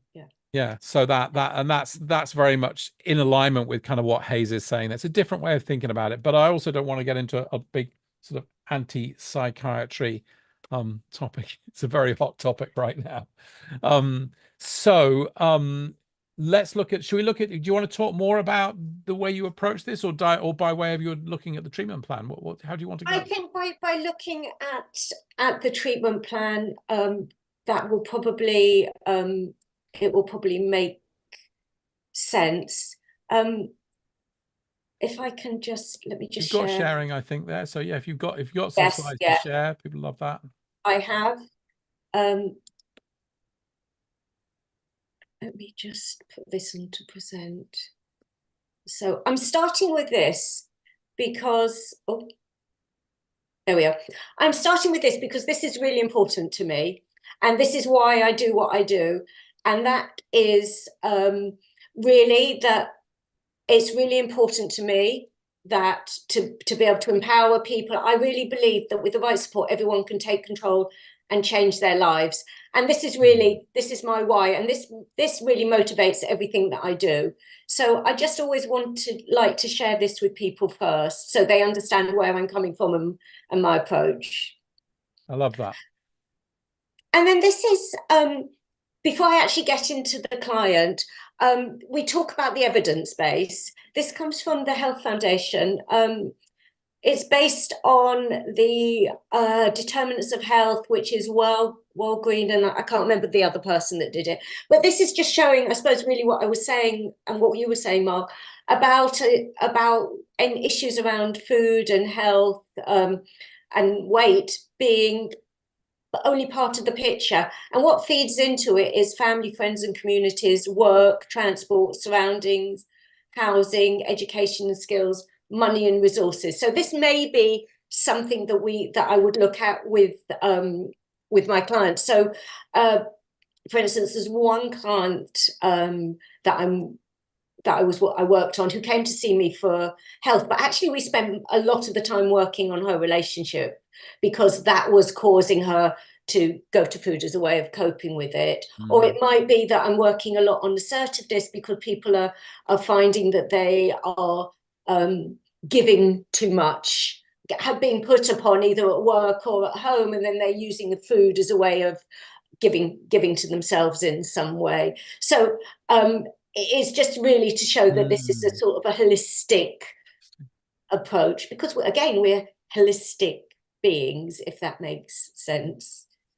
So this is like when we talk about the evidence, there's lots of types of evidence, but this is, I think, is a really good model. So this is I'm just going to talk about this client. I do want to just be very open and honest with you that for the sake of my client confidentiality, I have changed some of the details about him, although the actual content of our sessions and the treatment plan and everything, that's stayed the same. So I'm just going to call him Adam. That's not his name, but just for just for the sake of ease. And like I say, this case was unique to him, and somebody else it would be different. So he came to me. He'd been recommended to me by a couple of people, and his initial email, he identified his issues as overeating, portion size. What he said, compulsion in my is eating to boredom and eating for self-gratification. So those were really what he was coming for, and this just explains what was going on. He did have quite a number of health issues, which were high blood pressure. He was classified not by me, but by his GP as morbidly obese. He had osteoarthritis, hypertension, and was pre-diabetic. So a lot of health issues. And he reported eating when he felt low. He'd eat late in the TV when he's watching TV. He, was very, very unidentified with his body. So he would eat unidentified, as in, when I say that, I mean with his bodily sensations. I find this is quite common, and one of the areas I like to work on a lot with clients, because I'm quite interested in this, is interoceptive awareness. So this learning to pay attention to the sensations in our body. These can be sensations of hunger and fullness, but other sensations, and there are so many tools in the course that really, really work well for this. So for instance, the mindfulness, the body scan, the progressive muscle relaxation, tension release breathing, anything that's getting people into noticing what's going on in their body. So many people that I see have learned to, they've been on lots of diets. They're either dieting, really restricting, or eating in a very sort of out of control bingy kind of way, and so they've really lost that connection with their body. This idea, so they eat when they're not hungry, they don't eat when they are hungry, so this whole connection's lost. I think it's quite common anywhere in our society, and very often people are very caught up in what's going on in the head and have no idea of what's going on in the body. So for instance, Adam, he would talk about being numb and empty inside, but that also relates to some other things. So he had what he called an abusive childhood. So there was a lot of hitting and shouting. Given his age, it wasn't considered abusive then. But what would happen then, his mother would give him food to, when she wasn't angry or physical with him, it was his mother that was the one, would give him food as reward. So he had lots and lots of very, very mixed messages about food growing up, and a family history of food issues. The really good thing that he had was that he had managed to change that pattern in his own family. So that was a real strength and something that we could use to work on. Not using food to soothe, yeah? Yeah, exactly. Okay. Yeah. But there was a lot of underlying stuff going on there. So I sort of mentioned what he'd said in his initial email. So we set goals. So I distinguish between goals and outcomes. So the goals that we worked on, the goals of the therapy, were to reduce his portion sizes, to have skills to manage his cravings, to have skills to manage thoughts about food and eating, to have skills to know when to eat and when to stop, and skills to eat a meal and feel satisfied he's had enough. So those were the things that we worked on. And you will notice that I use the word skills a lot, because I can teach him the skills. I can't guarantee the outcomes, but I can guarantee that he will learn some skills. And then in terms of his outcomes, so he'd been a rugby player. He'd had to stop because of his weight issues. He wanted to be able to go back to rugby. He wanted to wear clothes that fitted him. And he wanted to be able to get new clothes and existing clothes to feel better. He wanted to improve his health with all the health conditions going on, to have more energy, improve his sugar levels, which is to do with the diabetes, reduce his sugar levels, and to lose weight. So I'm just going to move on to the next screen. Back to rugby. Those were the goals. I was going to say, going back to rugby at age 55 just makes me feel like, is that safe? Maybe that's one of the factors you changed. Oh, he was. Yeah. Okay. Yeah. So, but that was, these all come from him. My job is to help make them realistic and measurable. But actually, what he, the rugby, it was important to him, and he'd used it as a way to manage his weight. So, I've put these numbers. So the first session was this assessment and conceptualization, including screening. So I screened for eating disorders, and he didn't have any eating disorders.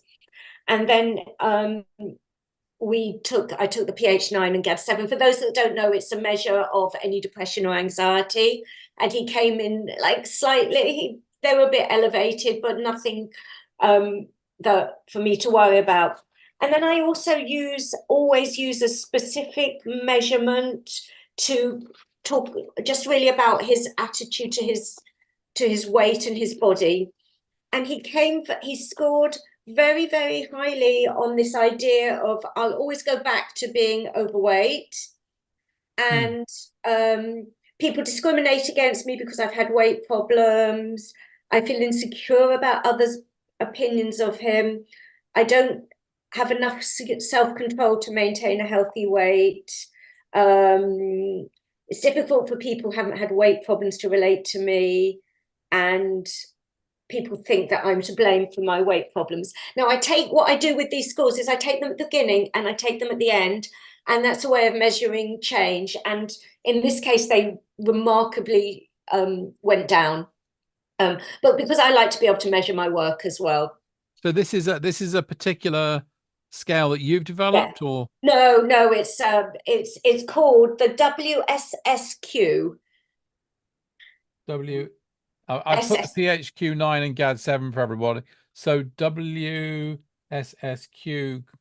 Okay, I will look that up. And If I can that's find one it, of I'll post it. many. Yeah. Okay. Yeah. There's one. It's one of many. There's sometimes I use different ones that are more focused on body image or different things. But in this case, for him, this was the one that I used. So there's quite a lot out there that you can Google and find particularly. So this first session, as well as that, was I want to sensitize him to the model. So the non-state model that we talked about, the fact that he's an actor, an active actor in it, and to understand hypnosis, what it is and what it isn't.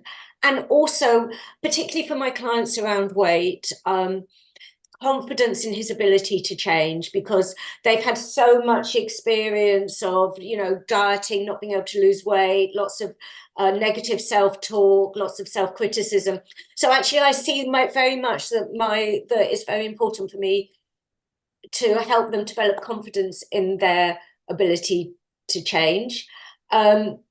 And so part of that is actually giving them an experience of hypnosis. So people come in and they think, oh, I won't be able to do hypnosis. I won't be able to do hypnosis. So I would like to do hypnosis with them in that first session, hypnosis around confidence. So there's a script in the course that you're on quite early on, which is called Ego Strengthening, which is a confidence script. I've adapted it a bit to make it about a bit more confidence in your ability to change, and that's really what I used with him, because actually if they can do hypnosis, that can create the confidence itself. And then in terms of, I just have to check my notes, as I said, I asked people to practice in between sessions. So I also asked him to focus on his strengths. So I wanted to know things that he's achieved in the past and what he felt are his qualities that he's got, that basically that he can bring to this work, although it's not framed like that necessarily. That will be something that we talk about in the next session, but really to focus. So it's very much focused, that first session, on confidence. This is my initial, the 1.5 hour one that I was telling you about. And that's really all that we do. But also that focus on strengths, it's starting to change the story a little bit and the possibilities, because they're often not thinking about that. They're thinking about their weaknesses, right? Yes. Yeah, absolutely. Yeah, their failures. absolutely. Yeah. And so this is, I feel this is really important. And the hypnosis really adds to that. Then my next session, sorry, I can't spell psychoeducation. I just realized that's spelled wrong. So psychoeducation. So this one is, I've got so many notes here that I was checking about. So I would just say he came in after that first session. So beginning of this second session, when he's now in his package, reporting he felt calmer and that he'd already reduced his portion sizes and that he was thinking less about food. So already starting to notice some change. Focusing on that immediately, the first thing I would say, did you notice any changes? So I'm framing that with the client in terms of the changes that they're making, rather than, how was your week or anything like that. Did you notice any changes? And then we worked on, yes, and this one, helping him to understand how his mind works, how as human beings, how we're hardwired for as far as food's concerned, to always want more food.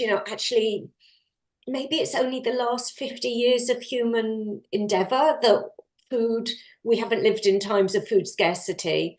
And so we would talk about all of those things, about, how the brain pushes you to want to these rewards and all these kinds of things.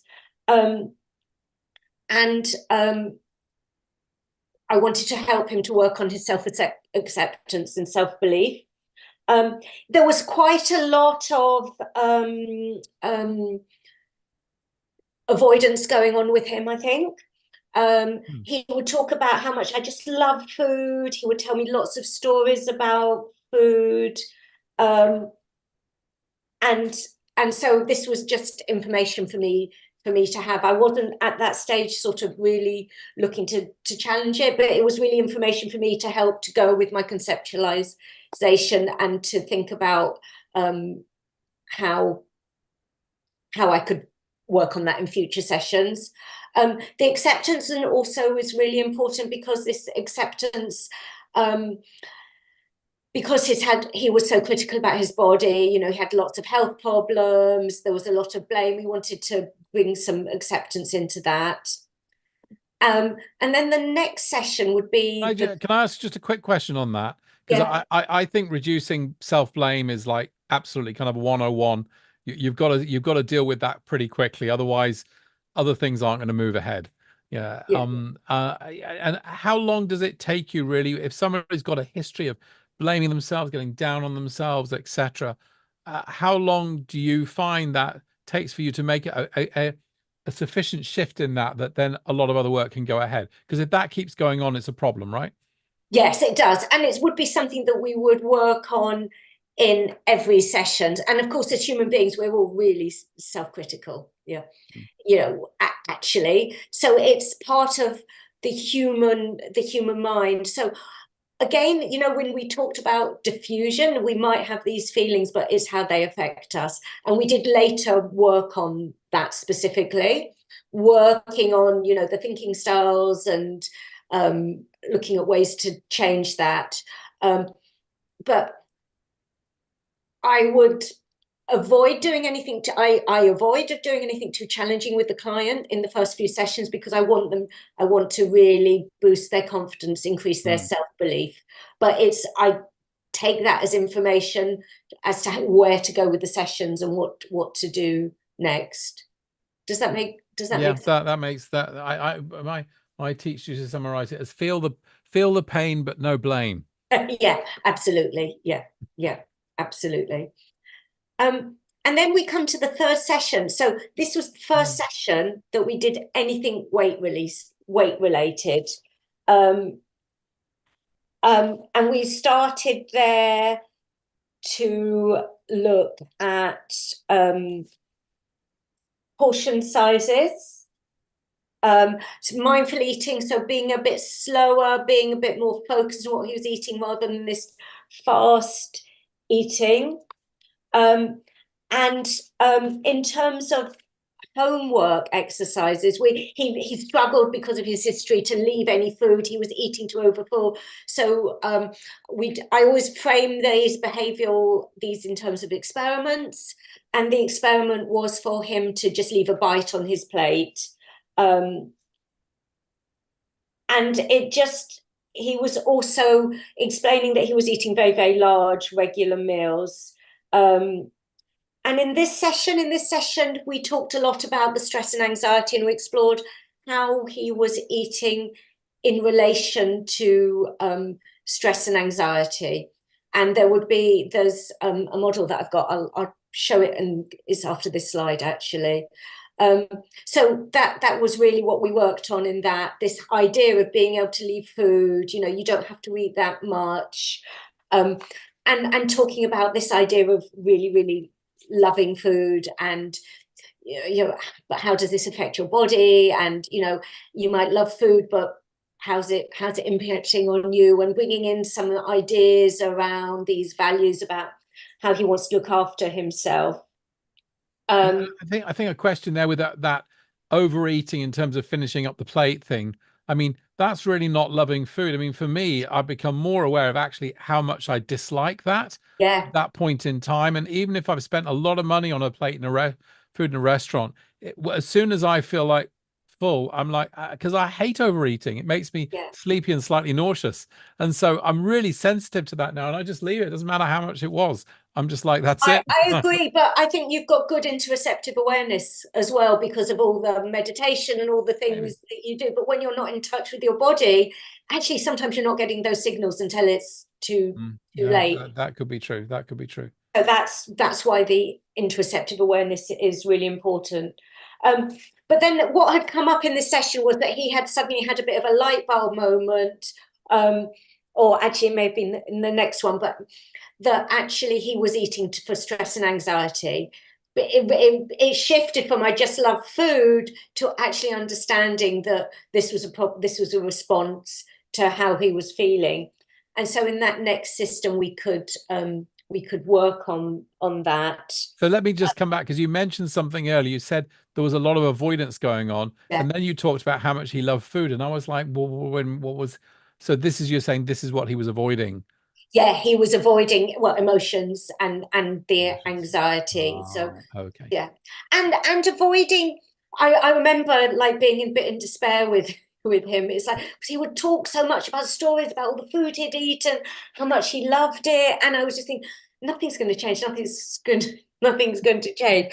And so just gradually, sort of. So I mean, what I'm talking around a lot here are the tools and techniques that you can learn on the course, but so much of actually the changes through the therapy, through the exploration of what's going on here, by listening to the client, reflecting back, and some things like that. And that's quite hard to share in a case study, but that was going on as well, and that was a really important part of it. But also he reported, so the next session he reported that he found leaving the food really challenging, and he found that throughout, but he did manage to keep that up. Leaving some food on the plate. Yeah. Was that because he had a rule about it? Because I sometimes think people have rules about finishing stuff on plates. I think it's the way people are brought up as well, aren't they? Yeah. They're taught that they have to finish their plate, Yeah. So it's a kind of a can't rule have your driven, pudding until a rule driven behavior yeah, that's going on there. Yeah. yeah, Interesting. yeah. Mm. And then it was in that first session that he reported actually that we'd explored with there's a technique that you learn in the course called a hot cross bun, where you look at what's going on with a client with somebody, but in their thoughts, their behaviors, their bodily sensations, their emotions. And in that it came out that he always feels really empty inside. So then this was something that we could work on and talk about, and we could look a bit more at the interoceptive awareness. And so we did the nervous system regulation, the breathing techniques. And again, that's really, really helpful for the interoceptive awareness as well. If you can feel, you can feel what your breath feels like in your body, you can start to feel other sensations in your body as well. But very often cueing then into both feelings, the whether I'm full or not, how do I feel, but also actually what am I feeling? What's my mood? What are my emotions, right? Yes, absolutely. Developing Yeah, that emotional absolutely. awareness. Yeah. Yeah, absolutely. And so then you start to notice that, oh, I'm upset, for instance. Oh, I go for chocolate when I'm upset, and you can start to notice, and that noticing can help you to change. Until you notice, when everything just seems to be automatic, you can't change because it's just automatic. So a lot of what we want to do is helping the client to drill down into that, to really understand what's going on for them. We then did that. At this point he was starting to notice his small and steady changes, and he suddenly started saying that he was no longer eating to the point of discomfort, which was a massive change for him and something he didn't believe was possible. So then we went on to food monitoring and the interoceptive awareness. So really helping him to develop those sensation, that understanding of the sensation in his body. And this was when I got him to do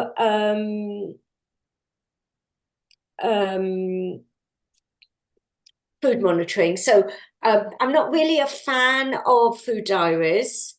And also, as I mentioned, there was a lot of avoidance. So what I got him to do was to, rather than write down what he ate, was to take photos of everything that he ate, because then you can't avoid it anymore. When you're actually seeing it, you can't avoid it anymore. So he did this for 3 days, and I asked him to send me the photos.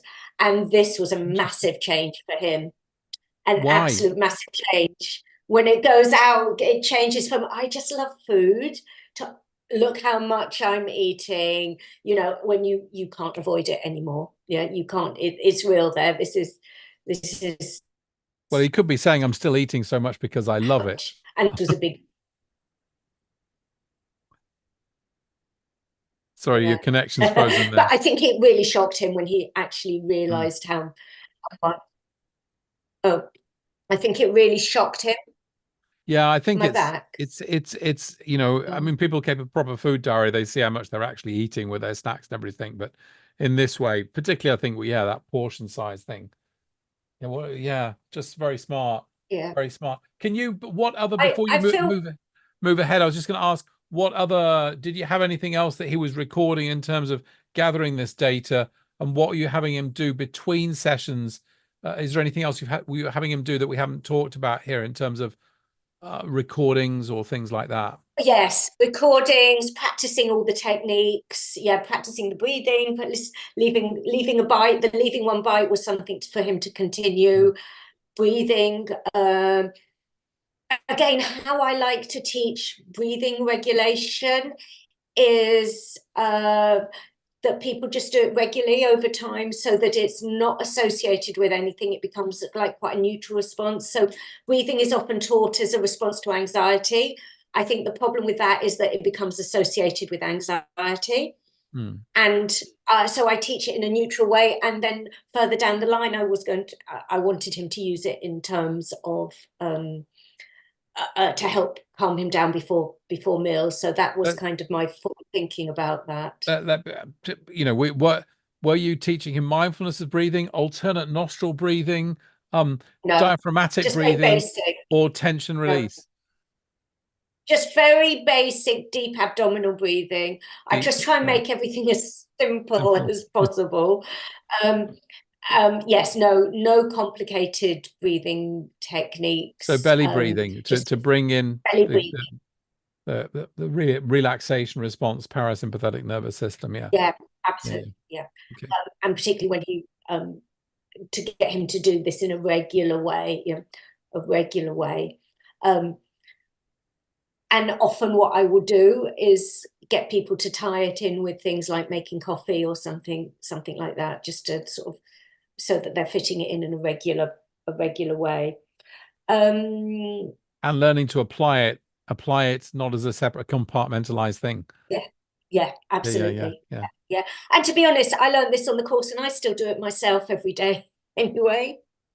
I do it first thing in the morning before I even get out of bed, so that I'm regulating my nervous system before I even open my eyes. So, I'm not asking my clients to do things that I don't do myself. Then we might say you can have it somewhat of a high energy sometimes, Celia. Is that true? who, me? Yeah. Yeah, because I'm excited about what I'm doing. Yeah, yeah. I used to feel that I shouldn't. And then I've had clients that come to me and say, I'm so glad you're a normal person, that you don't just sit there in this like really calm voice. And so I thought, you know what? This is it. This is Befriend and it. use it. Yeah, Yeah, fantastic. this is Okay. this is it. I can't try and be something that I'm not. But So you do try and regulate it a bit at the start of the day. yeah, I do, and throughout the day, actually. I do little and often little practices, grounding practices, breathing practices throughout the day. Yeah, I think this integration of little mini kind of exercises or mini meditations throughout is more powerful than doing long Oh, practices. absolutely. And people, again, how I frame it to my clients is, you need to practice in the beginning because you're learning a new skill. But once, and I say, look, I don't do any formal practice myself now but I did in the beginning because I had to learn a new skill. But once you've learned the skill, you don't need to do so much. And also that works with their higher motivation at the beginning, which may drop as they go on. Interesting. And then he was noticing slow and the next session was really this focus on motivation. That, like, what was motivating him, lots of health issues, how he wanted to see himself in the beginning to be. And in this one, I taught self-hypnosis. So self-hypnosis is obviously very important. It's a very important skill for the client to learn. But this is also based on some research that came out of the University of Turin about using self-hypnosis for weight loss. And so what I did was I got him to imagine himself, being healthier, being more the person that he wanted to be, and taught him the self-hypnosis and asked him to do it for 3 minutes before every meal, focusing on that image of himself as how he wanted to be. And then based on that image, how do I want to go into this meal? How do I want to behave in this meal? How do I want to eat this meal? And so he did do that. And he started noticing steady changes. Because people sometimes would do mindfulness before. I used to have them light a candle and do some mindful, so they're very mindful eating, and it's a bit sacred and special. Pay attention, notice all the sensations, get as much pleasure. But that's got its limits as what it can do. But doing self-hypnosis beforehand is, I'm not saying it's limitless in its potential, but there's more you can be doing. You can be saying, I'm going to eat mindfully, but also I'm going to eat carefully, and these are the impacts it's going to have, and and this is and mindful eating, I think, can be another bit of a rule-based thing. You've got to eat slowly, you've got to eat carefully, all of these things. Whereas the self-hypnosis, it's coming from him. How do you want to behave in, how do you want to be in this meal? Because I don't always eat mindfully. I'm sure lots of people do, but I don't always eat mindfully for whatever reasons. But actually, the self-hypnosis, you're setting that intention for yourself, I guess. And then after that he started noticing weight loss. So he said he lost 5 kilos in a month. It must have been a month in between sessions because we were later on. You're spacing the sessions out now. Yeah. So and he decreased his portion size. He was exercising more, he reported, and he'd worked on the fact that boredom was a trigger. And just let me ask you as well, did you have, you initially did ego strengthening hypnosis. Did you continue to provide, use that recording, or did you adjust and add other hypnosis recordings, or was he not doing it different? I mean, what was he doing? How does hypnosis fit through all of this, or doesn't it? It's just a start at the end there. No, it does fit through all of it. So he would get, so whatever we did in the session, whatever experiential exercise, so I just record it for the client in the session and I send it to them there and then. And so he has that, and again the practice, because you're learning a new skill. So you're using hypnosis to support the process changes that are happening at every stage. Yes, absolutely. Yeah. Lovely. I like that. And then he was, like he mentioned, lost 5 kilos in a month. He's reducing his portion size. He's exercising more. He's worked on his boredom as a trigger. This really came, I think, from the importance of the self-hypnosis, that he was doing that. And he really enjoyed that. And so then the next session, we worked on self-care. Oh, no, the thinking. So we looked at his thinking. So we looked at his thinking. So what was going on, how he became attached to his thoughts. Also very much with clients for weight, there's a huge lot of black and white thinking. And so we would explore that and what was going on for him. Explain the black and white thinking for people, and how is that related particularly to food issues? So black and white thinking is having extremes of thinking. So for people around food issues, it's I'm good or I'm bad, something's healthy or unhealthy. And there's really no moderate line. A big one at the moment is either it's ultra processed or it's healthy. You know, there's a big push at the moment around the ultra processed stuff, or is, you know, I've got to eat no sugar ever, or I'm out of control, or, you know, I'm going to get diabetes. You know, this is all this really extremes of thinking, and it's really prevalent around food issues, and it's really prevalent online as well. And this feeds into people. And a lot of people that come to see me have seen, you know, they're coming to see me because, oh, if I can only stick to this really strict diet and you can help me. And a lot of what I'm doing is educative around that, really, in that initial call, because that's not what I do. And then after that, we worked on self-care, because that was really important. How was he looking after himself? How could he look after himself? Again, we used hypnosis to get him to imagine himself in the future, looking how he would look after himself, who would help him, you know, what's going to help him to be this person who looks after yourself, takes care of yourself, you know, without food. And he was still losing weight, was what he was saying. And then I ran out of space on my slides for my 8th session. And that 8th session, I worked with my client to create a maintenance plan. Okay, and you put in 7 before we go there. You put 7. You've put values. Yeah. Well, so this is this idea of, okay, what's important to me?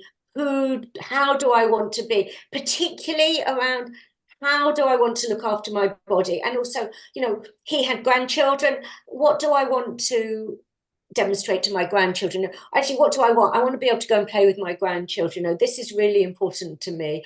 All these things that were really motivating for him to be able to make these changes, to stick to these changes, to do behaviors that maybe, you know, they're not the easiest. It's much easier if you're feeling down to eat a bar of chocolate or eat a cake than to actually, you know, go and meditate or go and, you know, take yourself out for a walk and things that he was learning. So that was the values, and the self-care is part of that. So let me ask you about that, because, you know, there's particularly values around my body, my health, taking care of myself, food, etc. But broader value-based work in terms of, you know, I've got a quote here from Viktor Frankl that I made a note to read out for you. You know, the great logo therapist. Yeah. And he said, when a person can't find a deep sense of meaning, they distract themselves with pleasure. I think that's true. Yeah. So that's a different sort of values. You know, that's a kind of deeper inquiry into kind of, you know, yeah, your life purpose values and the meaning that you're creating in your life, etc. Yes. And I mean, he did take a lot of value from his family, particularly his granddaughter. Okay. So it's working about the things that are important to that client. For some people, it is work, but it wasn't particularly for him.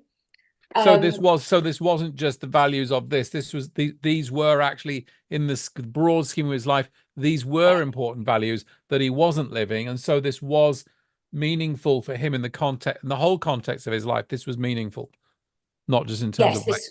Yeah. Okay. Yeah, not just in terms of weight, because actually what I was encouraging him to do was to see himself as more than his weight. Well, that's I'm always encouraging everybody to, because we're not just our weight. You know, we're not just a number on a scale. We're so much more. And then we worked on a treatment plan, maintenance plan. Okay, which is really important part of the therapy. How is he going to fit this into his life? What's going to go? You know, how's he going to manage to do that? I mean, I would not obviously think of relapse prevention there as being in part of that, but I sense that relapse work is continual through this. When I've done weight loss work, kind of the relapse isn't something we do at the end, so to speak. No. The whole point is actually they're lapsing so many points, and you're trying to like patch it all up until that if a lapse happens, they can pick themselves back up without blame and move on. And is that right? Absolutely. Yeah. So Yeah. the relapse Absolutely. prevention work is all the way through. Yeah, absolutely. It's the whole way through. Yeah. And actually, that's the best time when a client says, oh, God, it's been really awful. That's when I feel pleased, because you know that that's real. If it's just, oh, so good, so good, I'm not always convinced they're telling me the truth. You know. So you want because actually, you want a major relapse kind of in the middle of therapy, in the way, session 4 or 5 or yeah. something. Yeah. And change isn't a straight line. Yeah. It's not a straight line. It's a very jagged up and down line, and the important thing is coming back to it, because again, with weight, we'll always have times in our life where we can't eat the way that we want, or we need to overeat, a wedding or a birthday, or an easy jet flight is one that I was thinking of, or a pandemic, a pandemic, yeah, all sorts of things, but it's the coming back to it that's important, which very nicely leads me on to the next slide, because of that. That's just the model, which I can come back to afterwards. But this is the email that he sent me. I think this was about 9 months after. And it's just showing how he really integrated this into his life. And that so he lost a certain amount with me, but actually he really took this on board and took it forward. And actually, that's very nice. So let's just make sure everybody. Can everyone see that? Shall I read it? I'm going to read it out, pretending to be Adam. Yeah. Good morning, Celia. It's been a few months since my last session with you. I thought I'd write and give you a quick update. I've lost 20 kilos since we started on the journey. I like that he puts we. I'm still listening to our sessions. They are very helpful. I'm also frequently taking a few minutes to relax, meditate, and reflect introspectively and breathing. Of course, my weight goes up and down, but it's consistently and slowly reducing. My key metrics of fitting my new clothes better and being able to move are certainly being met. I'm back to the place I was at in 2018. I'm very pleased about that. I've started on trying to reach my next goal slowly and sustainably. I hope you're doing well and going from strength to strength. Kind regards. That's lovely. That's really nice. It's really. And then because I was doing this, I contacted him again, because he kept in contact. And this was just okay. I'll read this out as well. Good afternoon, Celia. Thanks for getting in touch again. I hope you and your family are well. To answer your question, I'm doing really well now.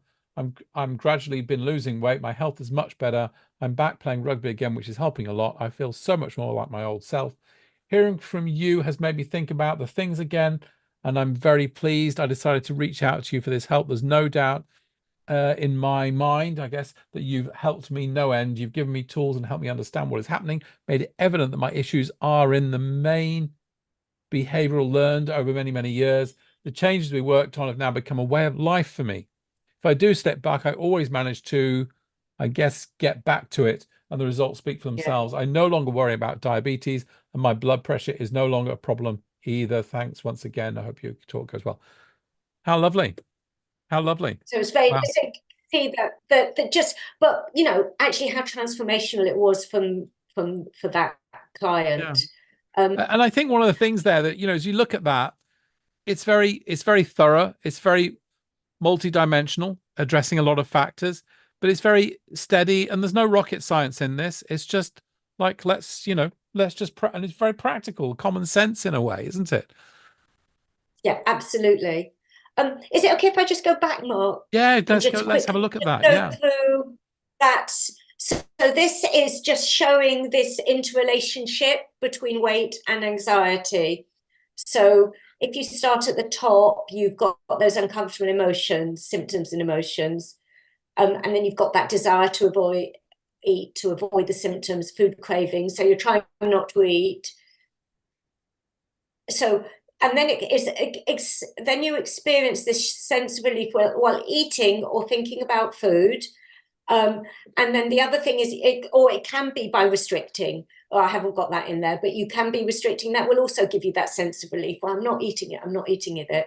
But then you end up with this original anxiety plus anxiety about weight, health, food, and your brain learns food is a response that makes anxiety symptoms go away, and it becomes an automatic behavior. And that's really how It's a simple way of looking at the cycle, but helping the client to understand. To be clear, it doesn't make the anxiety go away forever. The anxiety tends to come back, right? Yeah. It doesn't. It makes it go away. Short. It comes away, but it's bigger. It comes bigger. It comes back bigger.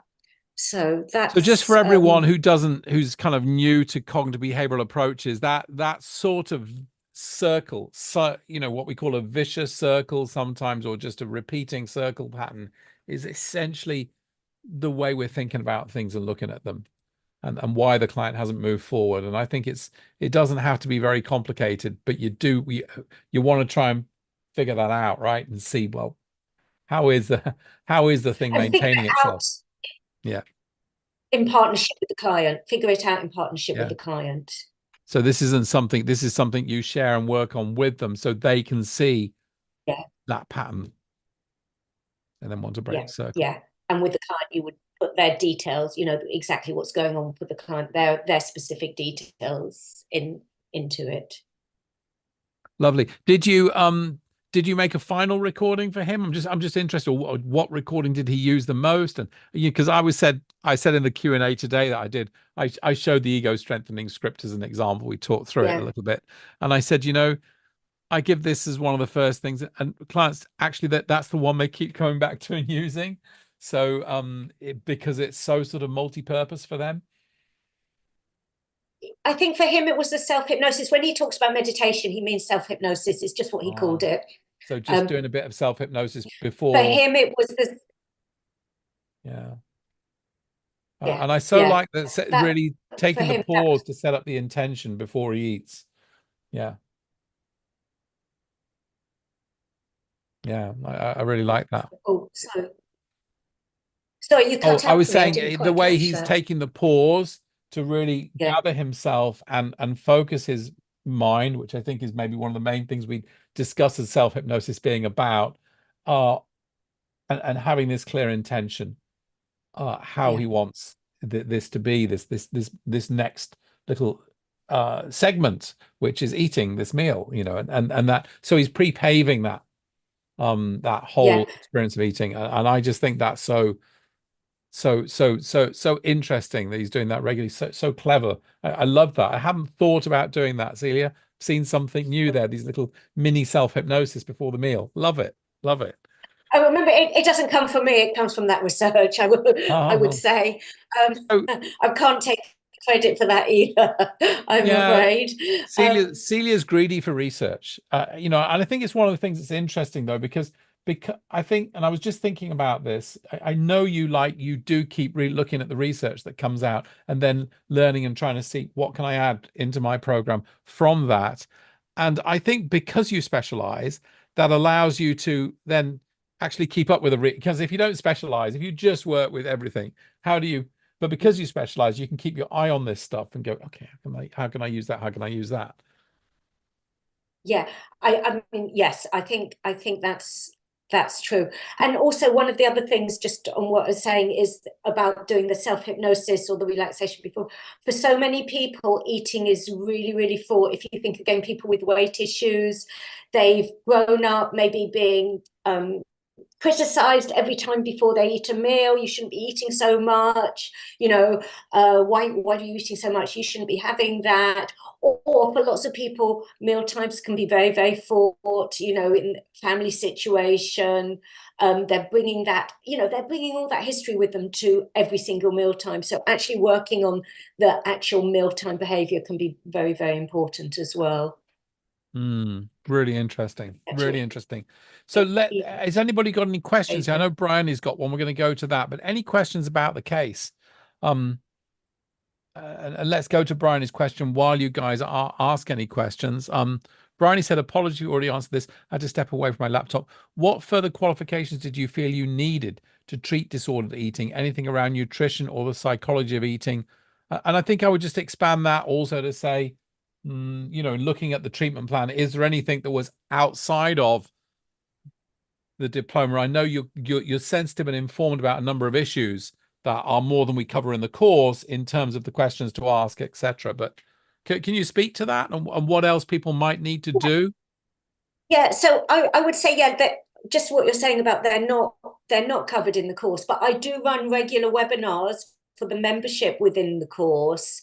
So for instance, both of those models that I shared, the one that I just shared was in a webinar that I did, which went into a lot more detail about it. It wasn't the last one, it was the one before last, and then the previous one, the first one that I shared, that was in a webinar that I did for the college quite recently, this year anyway. I lose track of time of where it was.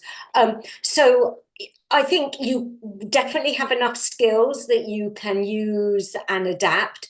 Of course, the training is the starting point, because you're going to have your own interests and things that you want to follow. I just follow what I'm interested in. I don't really feel, oh, I must learn this or I must learn something else. I just really follow my interest. But you can definitely treat it from. Oh, you're just cutting out there. What passion? I'm not that interested in that side of things, and I don't think it's necessary, because food isn't the issue. Yeah, actually, food isn't the issue. It's everything else that's the issue. The food is just a way of dealing with the issue. The nutrition, what you're talking about doing, it studying nutrition or something like that. Yeah, yeah, Yeah, yeah. I think let me try something with you. So we think, when we sometimes talk about sleep, I say, there are two types of people in terms of their relation. I mean, there's obviously people who are sleeping fine in the middle, they got a nice relationship, but there are people that overvalue sleep and they tend to develop insomnia. And then there are people who undervalue sleep, who just aren't sleeping enough, and they've got some other problems where they and we need to notice that, Mm. because some of these things, that books that go out there, the people that overvalue sleep start to worry they're not sleeping enough. And Yeah, they're yeah, probably sleeping enough. They should stop. They sleep a bit more if they stop worrying. But there's another group of people yeah. that are thinking, oh, I don't need to look at that, but they actually are only sleeping 5 hours a night, and they do need to look at it. So is that true, do you think, also for food, in terms of people who overvalue their food and their eating, and others that actually don't pay enough attention in terms of maybe nutrition or whatever? Or Well, is that not I'm really not your really domain? qualified. It's not Yeah. really my domain. I'm not really qualified to talk about nutrition, because I'm not, and it's not my area. I'm not trained or specialized in that. Um, Very often it comes from less about the food, but it's more about the body. Yeah, it stems from body image, wanting to be. Usually, it stems from wanting to be thinner, um, wanting to fit in, wanting to be special, with lots of sort of complex issues. Um, because even people that don't eat very much, it's usually because they're restricting. There are some people, yeah, that don't. They're just. I mean, I've had that experience. I've just been so busy working, caught up in things, that I forget to eat, and Hmm. I guess there's people that do that a lot. But I think they're not the people I work with, I would say, because they don't come to me They're with not the a. people that come to They you. wouldn't see it as a problem. Yeah, Yeah. Kind of type A driven personality who just grabs food as fuel and doesn't really think too yeah, much about it, and could maybe take a little bit more care over that. But that's not your. And I love that you're also very much, that's not my area. I'm not trained in that. You're very clear about what you're interested in, what you work with, and what you consider you're competent to work with. And I really respect that. You're thank you. quite strong boundaries around that. Um, there's so much. And I just want to say, I think in seeing that case there, you are seeing just one of, I mean, that could have been very different. We could have had Yeah, sort of self-esteem, self-consciousness about body image, a lot of yeah, rules going on. We could have had, well, what else? Yeah. Anyway, I mean, assertiveness you talked about as well. I mean, there yeah, could have been yeah, a lot of different factors in that picture there. Um, yeah. so it's complicated. I mean, wait, it's not depth psychology, but it's complicated in terms of complexity of factors. Would you Yeah, it say? is. It is. But then what is very helpful, I think, when you from a therapist point of view, is that we all eat and we all need to eat. So like for me, like I don't really have a problem with alcohol. So I can't understand it. Food, I understand because I eat several times a day. You know, I understand it. And you know what? I obviously don't sit in boring meetings anymore, but I can remember when I was working, being stuck in boring meetings, and to entertain myself, I think, well, what am I going to eat for dinner tonight? You know, it's a distraction. It's something that we can do. Mm. And so, you know, I've got that understanding. You know, obviously, you know, my clients are doing it in different ways, but so you've got that understanding that I wouldn't necessarily have. Oh, you just cut out there. But that's interesting. You know, I've been doing this 8 years. I don't want to be doing something boring, you know, for 8 years. It's the challenge, it's the excitement. Every client's new, every client's presenting differently. You know, that's what's so great about it. That's interesting. And I sense that you have, and I think this is something that I felt like Carl Rogers kind of slightly missed in terms of, as well as all the sort of the, being authentic, positive regard, empathic. You got to believe in the client's potential. You got to see their potential. You got to believe they can do it. You've got to draw that out. That's kind of everything's about drawing that out, their strengths and resources, capabilities, creativity, and freedom to make change, their possibility of making change. Absolutely. Yeah, absolutely. And it's their, you know, their goals. It's all about that, and I'm very clear with them. These are your goals, you know, it's your goals, and that's what we work towards. Even if I don't necessarily agree with the goal, I mean, you know, I don't know what I would not agree with, but they're the client's goals. Their goals. And I loved it. You know, we saw that in Adam's letter there, he's saying our work together and our sessions together, and that whole sense of working together, the working alliance, the we-ness of it. Yeah, what can we achieve? What did we achieve together? Just lovely to see, Celia. Lovely to see. Anita asks here, would you work with, and then we're going to wrap up really, I think now, but a few last questions. I've got a couple for you as well. Would you work with someone who's taking Ozempic, and what are your thoughts about it? I do have a client who's taking Ozempic, and very, very interestingly, she lost some weight in the beginning and is now not losing weight. And my thoughts are, I would not take it because it's untried. You know, I personally would not take that drug because I think it needs a whole shed load of research. Yeah, if I had serious diabetes and I needed it, then obviously that's a different decision.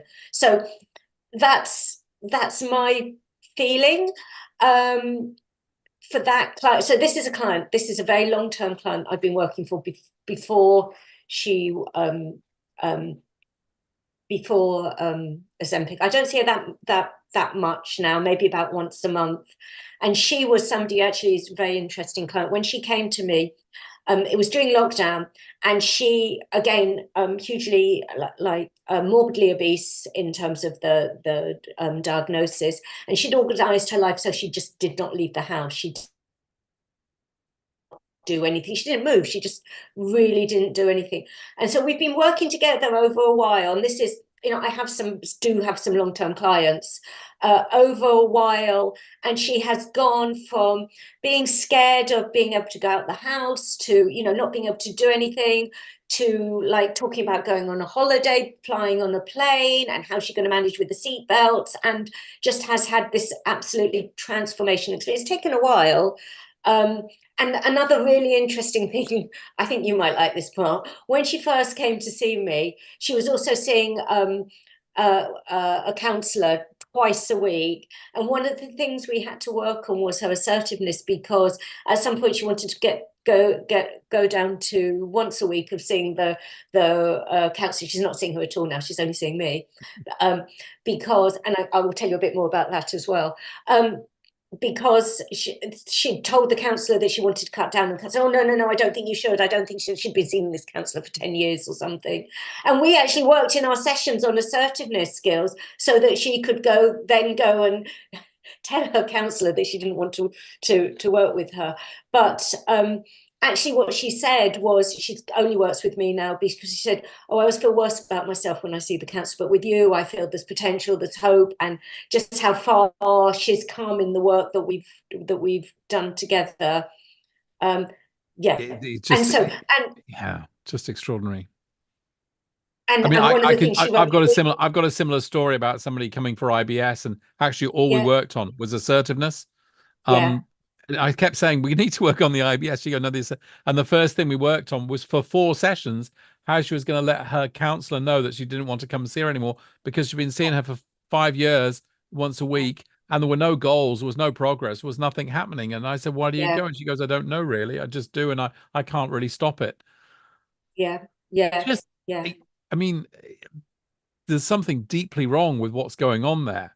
That yeah, absolutely, you know, yeah, really wrong in the whole model that's happening. And she ended up 4 sessions to get assertive enough to actually say, I don't think I need to. And the lady said, oh, don't worry. It's a lovely old lady said, oh, don't worry, that's fine. You know, yeah, it's like, yeah, yeah. It's very, very interesting. Yeah, yeah, it's abusive, but people don't realize, and they don't mean to be, they don't think they are, they don't know they are. It's abusive yeah. of people's resources and time and hope. Well, it's not And goal driven, is it? It's just an endless. So it's how long is a piece of string? yeah. Well, I told you about, when we applied, when we were talking with UKCP to join, the main psychotherapy body, that there are different divisions or colleges, they call them, but they're kind of divisions or whatever. And there is one called, it used to be Hypno-Psychotherapy, and now it's called the College of Outcome-Oriented Psychotherapists. As if all the rest of them, I told this to Don Meichenbaum, and he was like, what rubbish is that? That means that what psychotherapists are not outcome oriented? What psychotherapies can you can't have Yeah, non-outcome oriented psychotherapy, so this whole idea that, outcome orientated is wrong, and it's just, it's very interesting. It's a very yeah, interesting, what's going on. Anita says here, the current research I read in Scientific American says Ozempic has implications for all addictive habitual behaviors. I've read that too, also in terms of inflammation and also definite reduction in cardiac mortality as well with long-term Ozempic use. So I looked at a study of 3-year use on cardiac mortality, mostly probably because of the weight loss was reduced. I can't remember, 20%, 25% or something in the Ozempic group versus the placebo group. So mm, quite long-term studies on that, and follow up as well, which is unusual to see. So yeah, it's quite interesting, I think, to look at and see.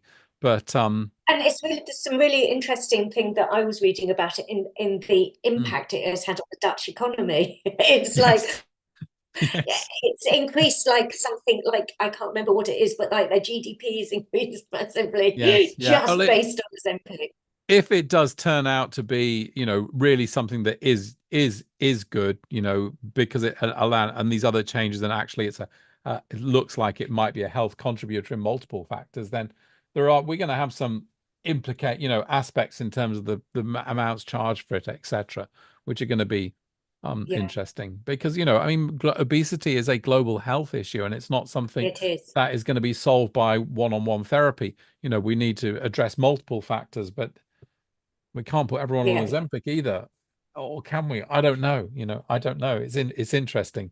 I'm interested in global health issues, and how we address them, mental health and things like that. So the other quick questions for you. One, the foodie scene. So this, which is like getting really, when did we all become so obsessed with the provenance of the food, and this with that, and this and a touch of this, that whole thing? Interesting, both as being something people, having this as a real genuine value, but kind of, I think mm, about Frankel as well. His quote is that what your life to be about, is the exquisiteness of the food? So there's yeah. that, and the other is a pandemic. And just reflect on those couple of things for me. What do you think about foodie culture? Where we are quite, I mean, is that a good value in its own right, or is it actually problematic, the extent to which, as a society, I we've think got it really obsessed with food? I think it's problematic in that it can actually lead to orthorexia, which is an eating disorder where people become obsessed with like eating clean or eating organic. And so, for instance, they would rather not eat than eat something that isn't organic. Yeah, that's problematic. It's a case of another rigid rules. Like, I'm enjoying food is great. Food is meant to be enjoyed. And eating is one of life's pleasures, and we wouldn't want to take away from that. But when it can be very rigid rules based. It depends what you're talking about. If you're talking about the clean eating or that kind of must be healthy, then that's some.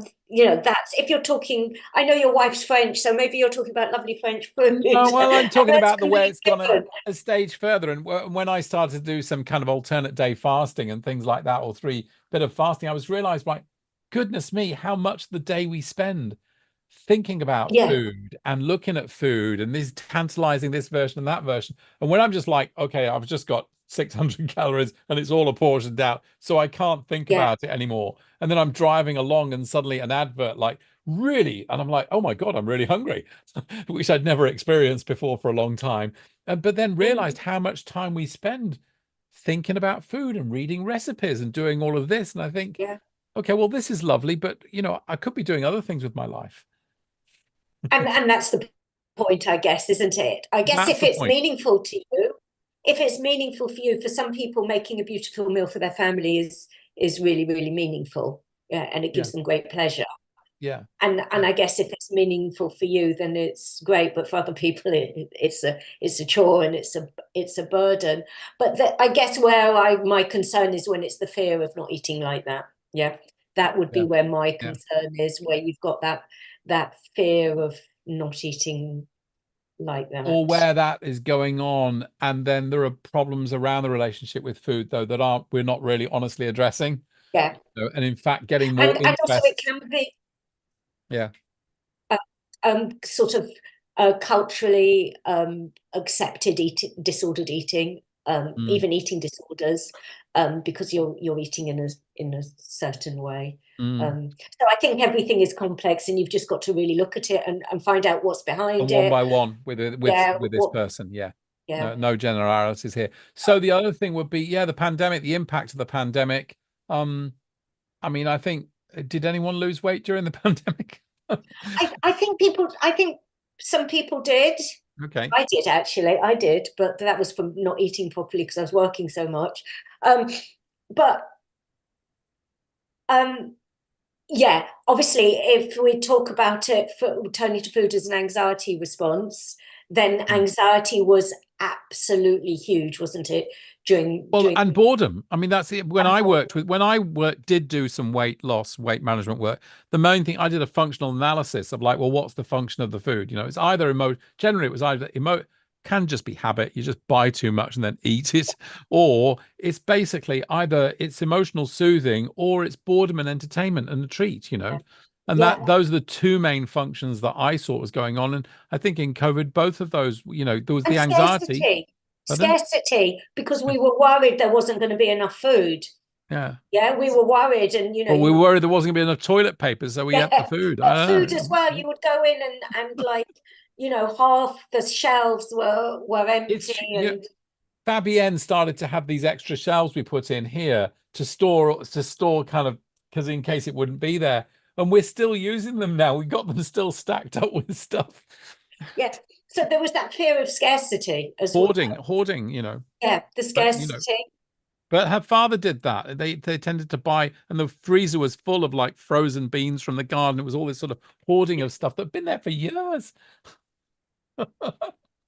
So I'm giving you too much information about this is on Facebook, on YouTube. So here we go. And Gay says, thank you so much for this, Celia. I feel like I've learned a lot tonight. Your treatment plan analysis was very enlightening, and what a wonderful result. I'm signed up for your setting up and developing your business on Sunday. I'll see you then. Okay, great. Wonderful. Looking forward to seeing you. So thank you, Celia. That's great. You're so generous with your time, your information, your enthusiasm, which I think is the key thing. We should talk about enthusiasm more. And I know you do so much work helping people Not just because Celia is also a supervisor and tutor. So she does a lot of the tutoring for the online diploma and getting people through it and qualified, but also seeing them through to get set up successfully into private practice and really making that happen. And I so much respect and love the work you do, Celia.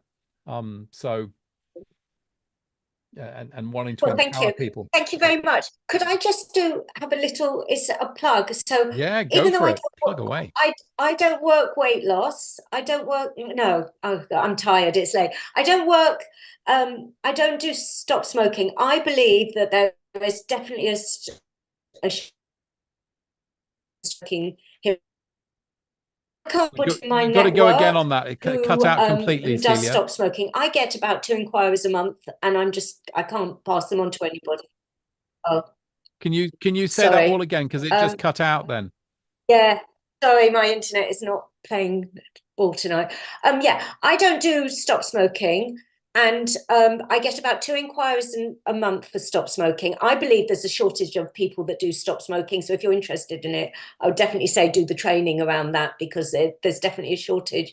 If there's anybody who's trained with the college that's in West Kent, please get in contact with me, because I would like to have somebody that I could refer on to, because I do like to refer, and I like to be able to help people even when they just contact me. And at the moment, I'm just saying, look, sorry, I can't help you. There's nobody in that I know that I would be happy to recommend that does stop smoking. So if anybody in West Kent, please let me know. And I will be happy to pass on to you. Nice. Okay, good for those of you in West Kent. Did you do the smoking cessation masterclass? No, I don't like it. Don't like. Well, you would, because what's the main theme? Motivation and coping. That's all you're doing, Okay. is you're getting motivation to fever pitch and beyond, and then coping, that I can cope. I can actually cope with handling the urges. Does that make sense? And then rehearsal Yeah. of coping skills, self-efficacy, beliefs, but then actually rehearsing coping with it. And that's all it is. That's all you're doing, is you're getting people to I don't know stop, how to and do then it. it's the same thing that you do with the eating in a way, except you don't have to draw a line and say, I'm going to stop eating completely. But here we are going to. It's lovely work. It's really fun work. And I tell you, you end up doing like 5 sessions in a 2-hour thing. It's like intense. So I kind of think in a way you'd be good at it because of your level of excitement, but it's powerful stuff. And then they're gone. Maybe. And then they're gone. I shall share with you, and let me see if this resonates with you. I just drew this up for I did this for our, where's it gone, Mark? Think about it. I did this for Danielle, who does the course admissions and gets people signed up and booked into the course. And I made this little meme for her, but I think it'll be meaningful for you as a therapist as well, although you did get that contact from Adam. But it does make me think, particularly when you do smoking cessation work, and it's so intense, your relationship with the client is so strong. So anyway, I thought we could do that about therapy there. Yes. So true, isn't it? I sometimes wonder what happened to all those people I worked with, as clients. And you got the follow-up there, and you got that response from Adam. And I just love that. I love that you do that follow-up, and you get to hear back from people, because we do wonder. It's such an Yeah. intimate relationship, and it's such an intimate encounter between us. And I think, when it finishes, it's a little it's sad in some way. There's some grief for me sometimes, Yeah. in terms of losing that contact. There's this wonderful contact we had that was so dynamic and alive and powerful, and so to hear back, I think, is just really important. And so yeah. Yeah, and it's great when you hear back. I mean, it really makes a difference, I think, just to understand no, not so much immediately after the therapy's finished, but actually when people are maintaining things going forward. Yeah, I've got a series of letters from one person, and they're just fantastic. So my tip for everybody is to integrate follow-up, both kind of 3, 6, 12-month follow-up, and then maybe even a bit later than that, automatically into your systems and what you do. checking in and following up, and it's and you'll get a chance to get those letters to find out, to help with other issues. But otherwise you don't know actually what happened, what the story is. No, yeah. So that's my tip for the evening. Fantastic. All right, thank you so much, Celia. Sorry we're going over time, but really loved what you've shared there. It's fantastic. Thank you. Sorry about my internet. I do need to change my provider, but that's okay. I'm going to send you a series of papers, if you're interested to read on, if you're not, on James Braid, and very interesting, the early work on hypnosis. Really interesting. Yeah. Because what's interesting, and we'll just talk for a second, is it talks about that he didn't know what was going to happen and they didn't know. So these aspects of the socio-cognitive model of expectation and even role are not there at the beginning because the word hasn't even been invented. So these early things are just fascinating of like, what, so there's something going on here as aside from the expectancies and the roles people are adopting. And this idea, the relationship, and that's the relationship. I think particularly the monoideism. Okay. That basically taking the scattered mind and focusing it on one idea dominating, and then the ideodynamic principle. That's interesting. So that relates back to like actually the clients feeling they can do hypnosis, feeling they can do something special. You know, actually this is something that I can do. Yeah. You know, I didn't think I could do it, but I can do it. So maybe I can do other stuff. And he's establishing that that's something that they are doing right at the beginning. Yeah. It's not done to them. I mean, we're helping facilitate that, but essentially they're doing it and they're able then to do it for themselves really early on. So yeah, that's where I came across this phrase mental pus removal, which I just loved. It's great. As a characterization of Freud's work. So yeah, and then into Coué's work, which is all on that strengths-based approach, and then how that then came into ego strengthening later. But yeah, interesting. It's made me rethink a few things actually, which I love. Oh, great. I look forward to it. Very good. All right. Thank you, everybody, for your kind attention. Have a wonderful evening. See you. Have a fantastic weekend. And yeah, let's chat and follow up on some things. But wonderful to talk with you. Lovely. Thank you. And I would just say, do the course. If you've in any doubt,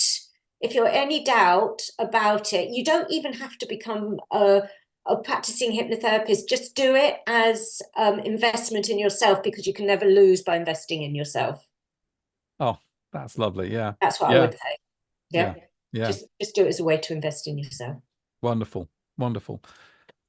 Fantastic. All right. Thank you so much. Good night, everybody. Take care. And if you've got any questions, send them in. We're very happy to answer them. But not now, because we're going to go have dinner. No, not now. I need to eat dinner. Thank you so much. Okay, then.